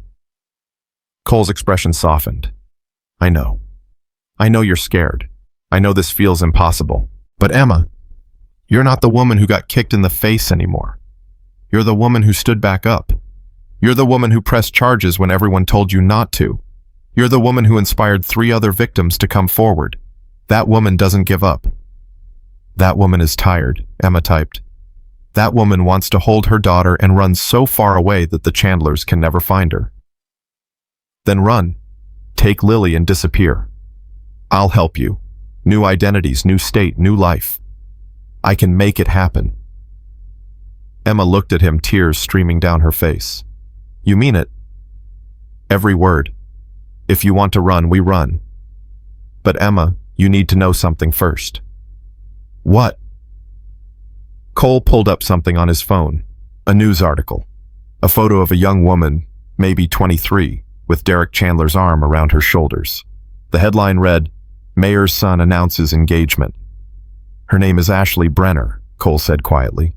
"She's a paralegal at a law firm downtown. They've been dating for 6 months. She has no idea what Derek is, no idea what he's done. And if you run, if you give up, she's next. Maybe not today, maybe not tomorrow. But eventually, Derek will hurt her. And when she tries to press charges, they'll point to you. They'll say, the last woman who accused Derek was a liar and a fraud. Why should we believe you?" Emma stared at the photo, at Ashley's bright smile, at the way she leaned into Derek like he was safety instead of danger, at the innocent trust in her eyes. She thought about herself 6 months ago, about believing that Derek was just a landlord's son, about not knowing until it was too late that men like him were predators in human skin. She typed, "If I run, she's next. Yes. And if I turn myself in, I go to jail, and she's still next because Derek is free." "Probably. So, what do I do?" Cole took her phone, typed slowly, "We go public, all of it. Mitchell's confession, the missing women, the corruption. We burn the Chandler's world down so completely that they can't hurt anyone ever again." Emma read it twice, 3 times, felt something shift inside her chest. Not hope exactly, but something close. Something like rage refined into purpose. She typed, "How?" "There's a reporter, Laura Kim. She's been investigating the Chandlers for 2 years. Can't get anything to stick because everyone's too scared to talk. But Mitchell just talked. And you're still willing to testify. That's 2 sources. 2 more than she's ever had. And if it doesn't work, then at least we tried. At least we made them work for it. At least we didn't go quiet into the night. Emma looked back at the apartment complex where Carl Mitchell sat on the stairs, head in his hands. Looked at her phone. At the warrant for her arrest. At the photo of Ashley Brenner smiling at a man who would eventually destroy her. She typed, "Call Laura Kim. Tell her I'm ready to talk." Laura Kim met them at a hotel 2 hours outside Nevada, a nondescript place where nobody would think to look. She was younger than Emma expected, maybe 35, with sharp eyes and a recorder that she set on the table between them. "Before we start," Laura said, "I need you to understand what you're doing. Once this story goes live, there's no taking it back. The Chandlers will come after you with everything they have. Your life will never be private again. Are you ready for that?" Emma typed, "I'm ready." "Then let's begin." They talked for 6 hours. Emma told her story. Cole told his. Marcus corroborated. Mitchell, brought along under armed guard, confessed to everything. The assaults he'd committed. The witnesses he'd intimidated. The officials he'd seen taking bribes. The rumors about women who'd disappeared. Laura recorded every word. Took photos of Emma's medical records. Watched the security footage from the diner. Verified Mitchell's employment records. Built a case so thorough, so damning, that even the Chandlers' money couldn't buy their way out. "This is Pulitzer-level journalism," Laura said finally. "But Emma, I need one more thing. I need you on camera. Face visible. Name attached. No anonymity. Can you do that?" Emma's stomach churned. Going public meant giving up any chance at a normal life. Meant Lily would grow up knowing her mother's face was attached to a story about violence and corruption. Meant never being anonymous again. But it also meant Ashley Brenner might see the interview, might recognize the warning signs, might leave Derek before he hurt her. Emma typed, "I'll do it." They filmed the interview at midnight, Emma sitting in a simple chair, her jaw still wired, her face still bruised. Laura asking questions. Emma answered through text-to-speech. The story of the assault, the story of Derek's violence, the story of corruption so deep it had rotted an entire town from the inside out. "Why come forward?" Laura asked, "knowing what it would cost you?" Emma's fingers moved across her phone screen. "Because staying silent costs more. It costs every woman who gets hurt after me. It costs every person who believes they're alone against power. It costs my daughter's future if she grows up thinking that fighting back is pointless. I came forward because someone had to, and it might as well be me." Laura turned to the camera. "This is Laura Kim, investigative reporter, and this is the story of how one woman's courage exposed decades of corruption in a small Nevada town. A story of violence, of power, and of the people who said no." The interview aired 3 days later. National news. Prime time. Emma's face on every screen in America, her story told in her own words, backed by evidence that couldn't be denied. The response was immediate and overwhelming. Within hours, the FBI announced a federal investigation into Mayor Richard Chandler and his associates. The Nevada Attorney General's office pledged to review every case dismissed by Judge Patterson. The state police launched an inquiry into the local department's corruption. Within a day, Mayor Chandler resigned. Fire Chief Thompson was arrested. Medical examiner Rodriguez fled the state. Officer Watts turned himself in, claiming he was coerced and offering to testify. Within a week, they found the bodies. 3 women, buried in the desert exactly where Carl Mitchell said they'd be. 3 women who'd accused Derek Chandler. 3 women who'd disappeared. 3 murders that the Chandlers had covered up for years. And Derek Chandler was arrested for all 3. Emma watched the news coverage from the cabin in Montana. Lily asleep in her lap, Cole and his brothers gathered around the television. Derek in handcuffs being led into federal custody. No bail this time. No ankle monitor. No release. Just cold steel and colder justice. "You did it," Cole said quietly. "You actually did it."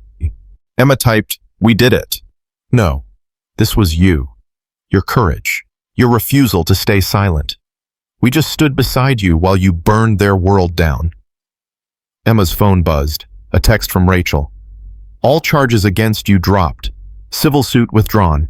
You're free, Emma. Completely free. Free. The word felt foreign.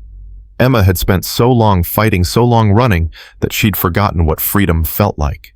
She looked down at Lily, at her daughter's peaceful face, and felt something break open in her chest. Relief. Pure, overwhelming, terrifying relief. But also something else, something harder.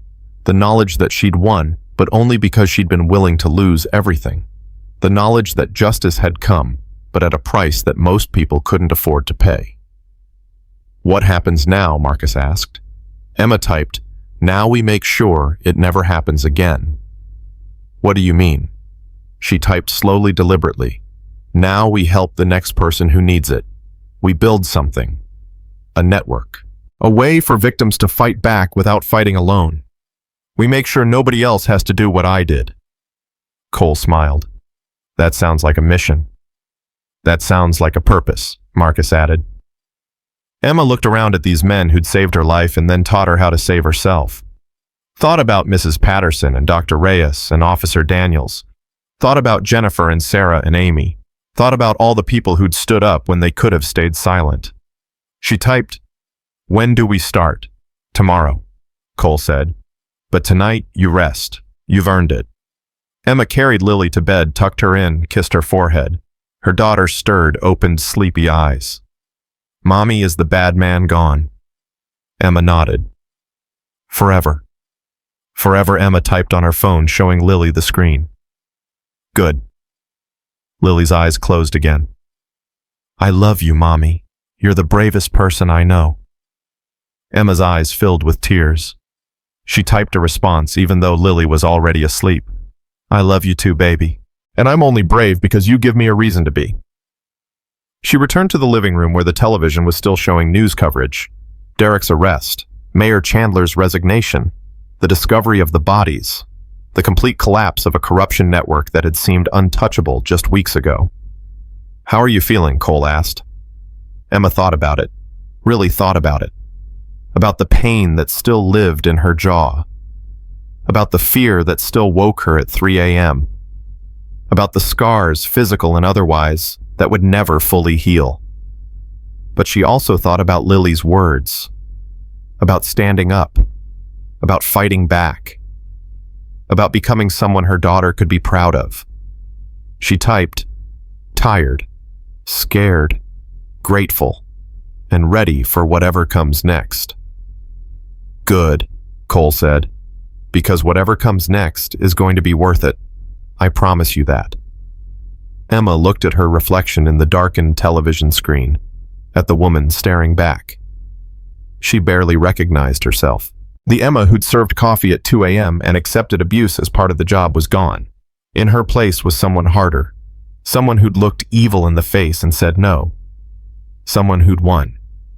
6 weeks later, Emma stood in front of a bathroom mirror and watched a dentist remove the wires from her jaw. The sound of metal snipping through metal made her flinch, but Dr. Morrison's hands were steady and gentle. Almost done, Dr. Morrison said. Just a few more. How's the pain? Emma held up her phone. Manageable.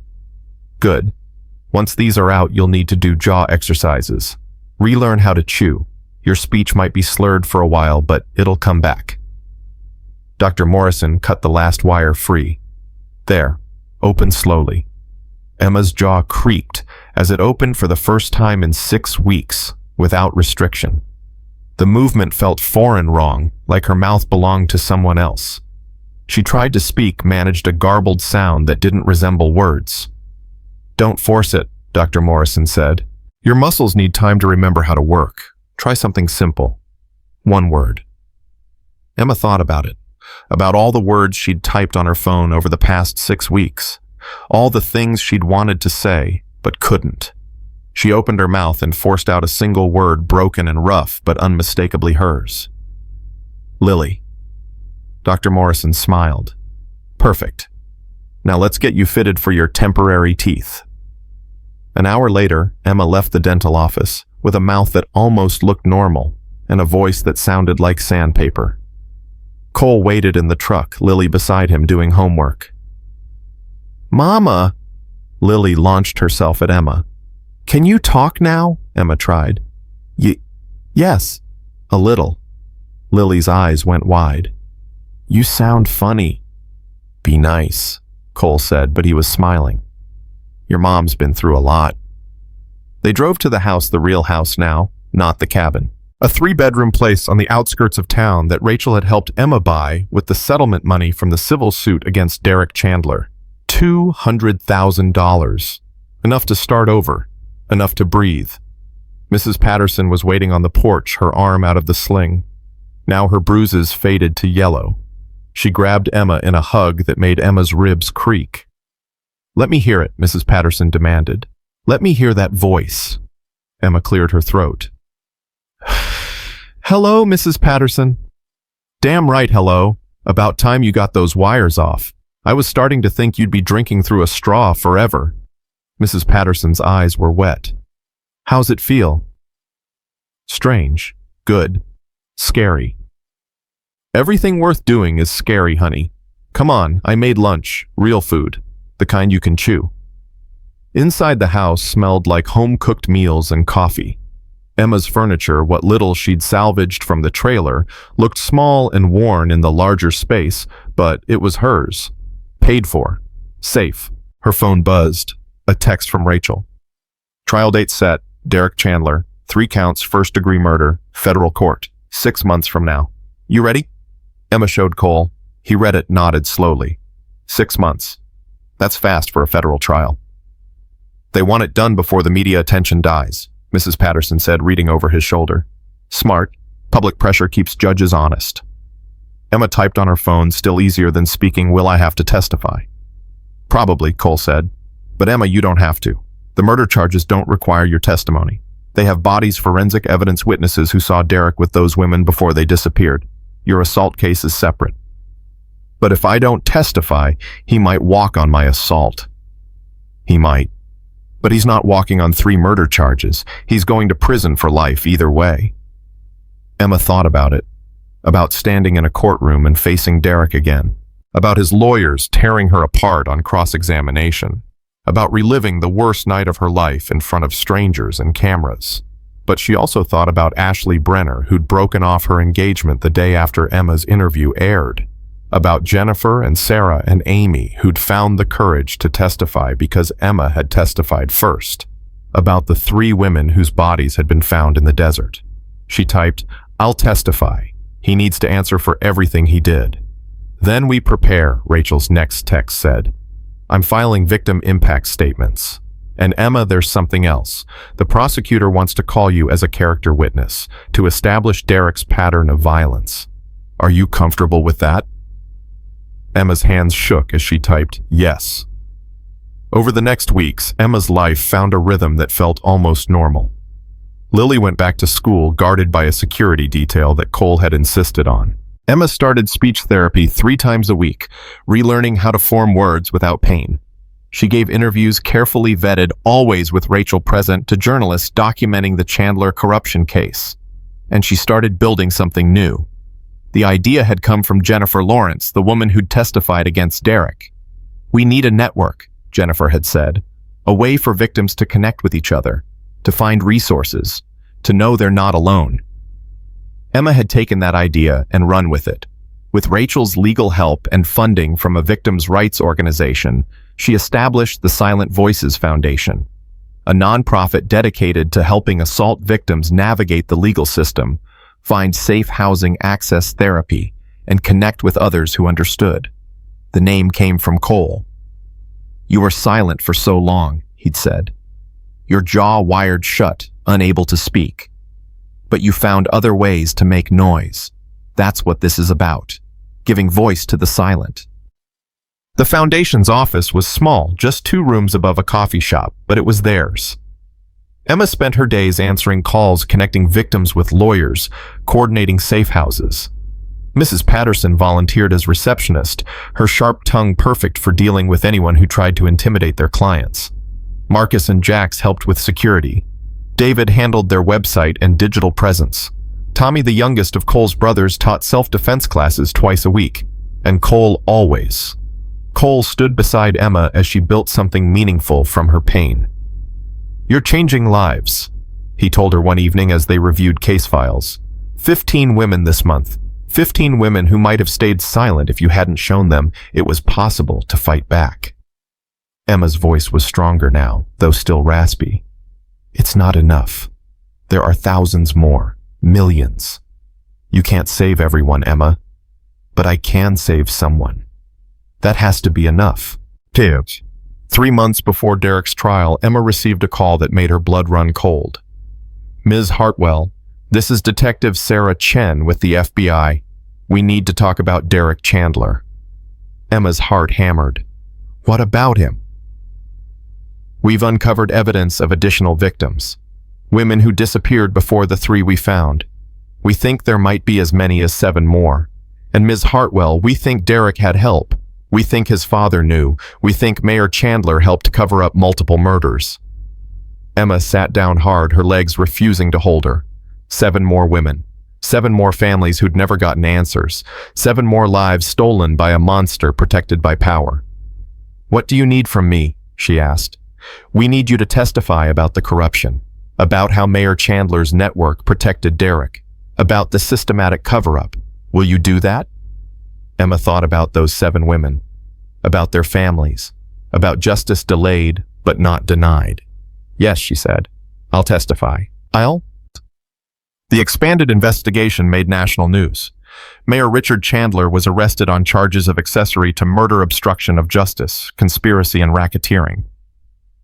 His bail was denied. His assets were frozen. His political career was destroyed so thoroughly that even his allies abandoned him.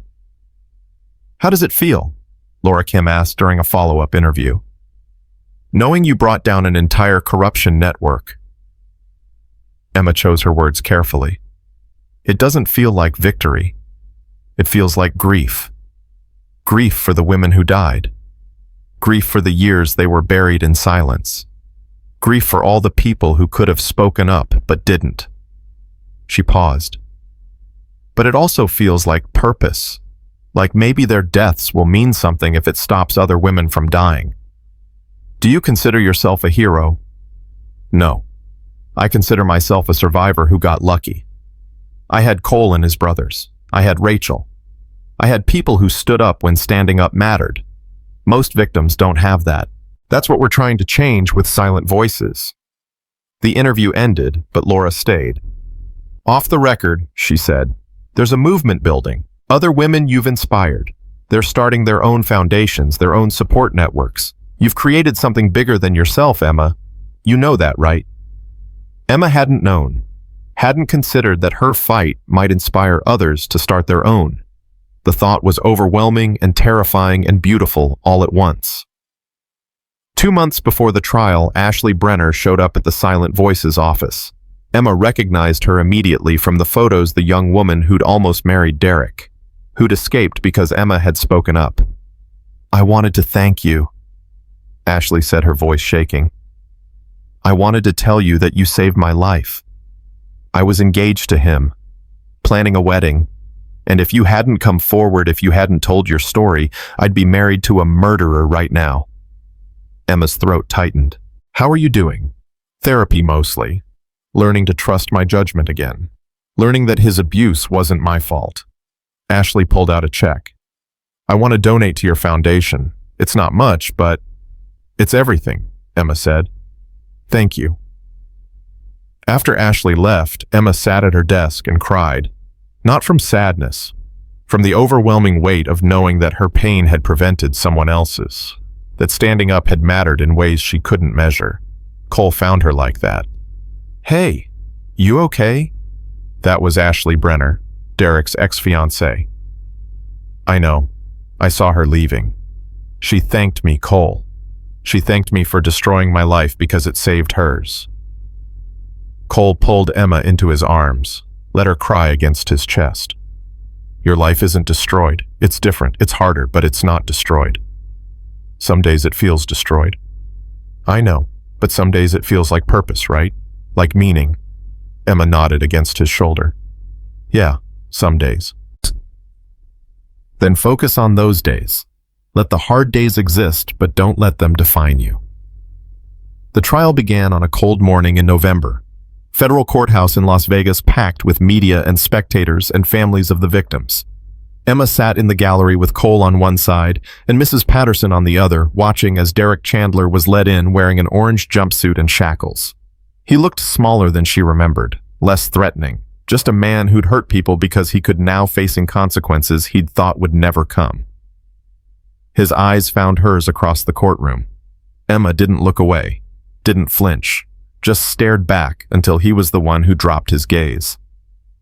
The trial lasted 3 weeks. The prosecution presented overwhelming evidence. Forensic analysis of the victims' remains. Testimony from witnesses who'd seen Derek with the women before they disappeared. Cell phone records placing him at the burial sites. Financial records showing his father paying off officials to close the cases without investigation. Carl Mitchell testified, his voice hollow as he described the murders he'd helped cover up. Officer Watts testified about the evidence he'd been ordered to destroy. Judge Patterson testified about the cases he'd dismissed under pressure. And then it was Emma's turn. She walked to the stand on shaking legs, placed her hand on the Bible, swore to tell the truth. Derek's lawyer, a high-priced defense attorney from Los Angeles, approached with a smile that didn't reach his eyes. "Ms. Hartwell, you claim my client assaulted you, correct?" "Yes. And yet you have a history of mental health issues, depression, anxiety. Isn't it possible you misremembered the events of that night?" Emma's voice was steady. "I didn't misremember. Derek Chandler kicked me in the face, broke my jaw and knocked out 2 teeth. There's video footage, medical records, eyewitness testimony. The only thing I might have misremembered is thinking he'd ever face consequences." "You sound angry, Ms. Hartwell." "I am angry. 3 women are dead because people like you protected him. How many more would have died if I'd stayed silent?" The lawyer's smile faltered. "No further questions." The prosecutor stood. "Ms. Hartwell, can you identify your attacker?" Emma pointed at Derek. "That's him. Derek Chandler. The man who kicked me in the face and would have killed me if Cole Brennan hadn't intervened.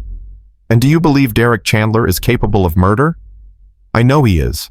I felt it that night. The rage, the entitlement, the absolute certainty that he could hurt me without consequences. That's what killers feel. That's who he is." The jury deliberated for 2 days. Emma spent those days at home with Lily, trying to maintain normalcy, while her stomach churned with anxiety. What if they found him not guilty? What if the Chandler money had reached the jury? What if everything she'd sacrificed had been for nothing? On the 3rd day, the verdict came. Guilty, all counts. 3 counts of first-degree murder, multiple counts of conspiracy, obstruction, and corruption. Derek Chandler would spend the rest of his life in federal prison without possibility of parole. Mayor Richard Chandler was convicted separately. Accessory to murder, racketeering, conspiracy. 40 years to life. He'd die in prison, and everyone knew it. Emma watched the verdicts from the courtroom gallery, Cole's hand tight in hers. When the judge read guilty for the 3rd murder charge, Emma felt something break open inside her chest. Not relief, not joy, just the overwhelming weight of justice finally arriving. Outside the courthouse, media swarmed. Emma gave a brief statement, her voice clear and strong. Derek Chandler was convicted today not because the system worked, but because people refused to let it fail. Because witnesses came forward. Because law enforcement did their jobs. Because everyday people stood up and said no. She looked directly at the cameras. If you're watching this, and you're a victim of assault, of abuse, of violence, I want you to know something. It's not your fault. You're not alone. And fighting back is possible. It's hard. It's terrifying. But it's possible. She finished with contact information for Silent Voices Foundation. Within hours, the calls started pouring in. Women who'd stayed silent for years. Men who'd been abused. Parents whose children had been hurt. All of them needing help. All of them finding courage because Emma had shown them it existed. 6 months after the trial, Emma stood in front of 300 people at a victims' rights conference in San Francisco. Her speech had been scheduled for 20 minutes. She'd been talking for 40, and nobody had asked her to stop. People ask me if I regret coming forward, Emma said. If I'd do it again, knowing what it would cost. And the answer is complicated. Do I regret the pain, the fear, the nights I couldn't sleep, the times I thought about giving up? Of course I do. But do I regret the outcome? Do I regret the fact that Derek Chandler is in prison and can never hurt anyone again? Do I regret that 7 families finally got answers about their missing daughters? Do I regret that hundreds of women have found the courage to come forward because I did know? I don't regret that. She paused, looking out at the crowd, at the faces of survivors and advocates and people who understood what fighting back really cost. Here's what I want you to remember. Justice isn't about revenge. It's not about making abusers suffer the way they made you suffer. It's about accountability. It's about saying, you don't get to hurt people without consequences. It's about protecting the next potential victim. And it's about reclaiming your power from the person who took it. Emma's voice strengthened. I was a waitress working double shifts, struggling to pay rent, raising my daughter alone. I had no power, no connections, no resources. I was the perfect victim because I was vulnerable. But vulnerability isn't weakness. Vulnerability is just being human. And humans, when we stand together, are stronger than any system designed to silence us. The audience rose to their feet, applauding. Emma stood at the podium with tears in her eyes, thinking about the woman she'd been 9 months ago. The woman who'd served coffee and swallowed abuse and believed fighting back was impossible. That woman was gone. In her place stood someone harder, stronger, more aware of both the cruelty in the world and the courage that existed to fight it. After the speech, people lined up to talk to Emma, to share their stories, to ask for advice, to simply say, thank you. Emma stayed for hours, listening to each person offering what help she could. A young woman approached, maybe 19, with nervous eyes. My boyfriend hit me last week. I haven't told anyone. I don't know what to do. Emma took her hands. First, you tell someone. You just told me, so that's a start. Second, you understand it's not your fault. Nothing you did justified violence. Third, you decide what you need. Do you need to get safe? Do you need to press charges? Do you need therapy? There's no right answer except the one that protects you. Will it get easier? Emma thought about her wired jaw, her lost teeth, her daughter's nightmares, about Mrs. Patterson in the hospital and Mr. Chen's burned diner, about the months of fear and fighting and nearly giving up. Easier, no, but you get stronger. You learn that you're capable of more than you thought. You learn that fear doesn't have to stop you. And you learn that you're not alone even when it feels like you are. The young woman hugged her, crying, Thank you. Thank you for showing me it's possible. That night, back in her hotel room, Emma called Lily. Her daughter answered on the first ring, her voice bright with excitement. Mama, how was your speech?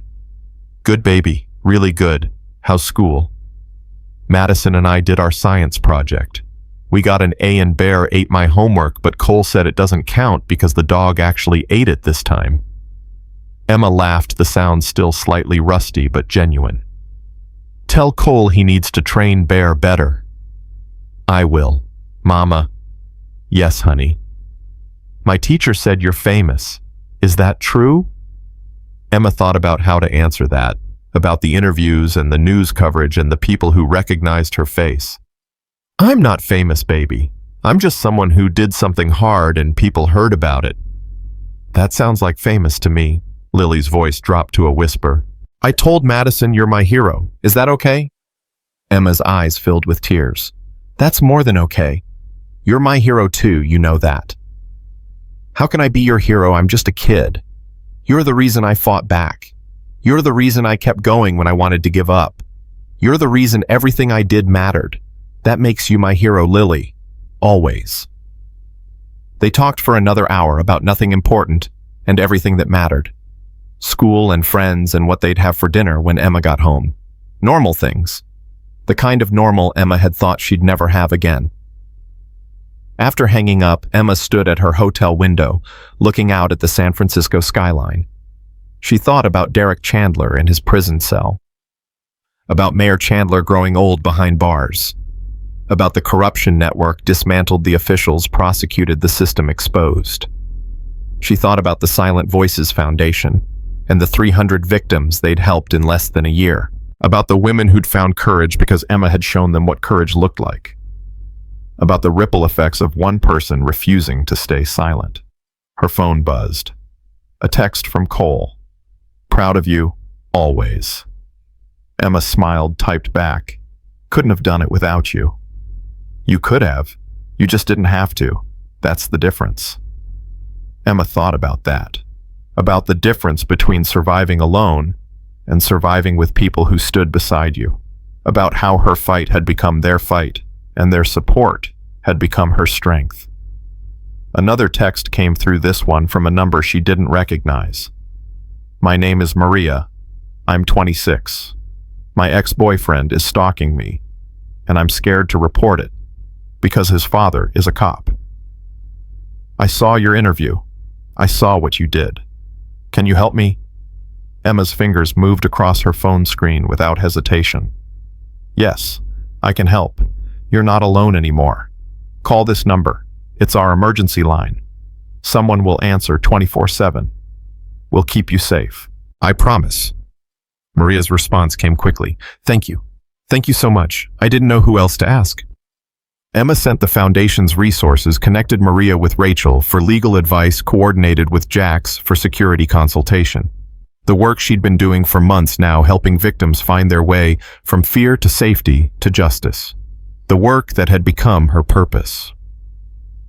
She thought about her mother, dead from cancer 6 years ago, who'd warned her about dangerous men.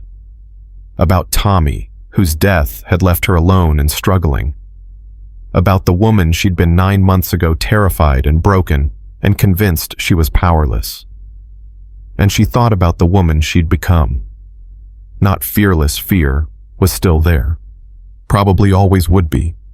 But unsilent, unbroken, unwilling to accept that power and money could erase accountability. Emma looked at her reflection in the hotel window, at the face that had been on national television, that had stared down a murderer in court, that had become a symbol of something larger than herself. She barely recognized that face, but she was learning to love it anyway. Her phone buzzed again. "Cole, come home when you're ready. We'll be here." We. Not just Cole, but Marcus and Jax and David and Tommy. Mrs. Patterson and Rachel and Officer Daniels. The network of people who'd stood with her when standing alone would have meant dying. Emma typed, "Coming home tomorrow, miss you all." She packed her bag, set her alarm, and climbed into bed. Tomorrow she'd fly home to Lily and Bear and the little house she'd bought with settlement money. Tomorrow she'd return to the foundation and the work that gave her life meaning. Tomorrow she'd answer more calls from women like Maria, who needed someone to show them that fighting back was possible. But tonight she'd rest. Tonight she'd let herself feel proud of what she'd accomplished. Tonight she'd remember that 9 months ago a man had kicked her in the face thinking he'd destroyed her, and instead she'd destroyed him. Emma fell asleep thinking about Derek Chandler in his cell, about how he'd underestimated the waitress he'd assaulted, about how he'd never imagined that the woman bleeding on the diner floor would become the person who dismantled everything his family had built, about how the 5 men sitting at the counter behind him that night had been her salvation, but she'd been her own. Because Cole had pulled Derek off her. Marcus had called the ambulance. Jax had protected Lily. David had gathered evidence. Tommy had stood guard. But Emma had been the one who pressed charges. Emma had been the one who refused to back down. Emma had been the one who testified, who went public, who turned her pain into purpose and her suffering into strength. The men at the counter had saved her life, but Emma Hartwell had saved herself. And in doing so, she'd shown millions of other women that they could save themselves too. That was justice. That was victory.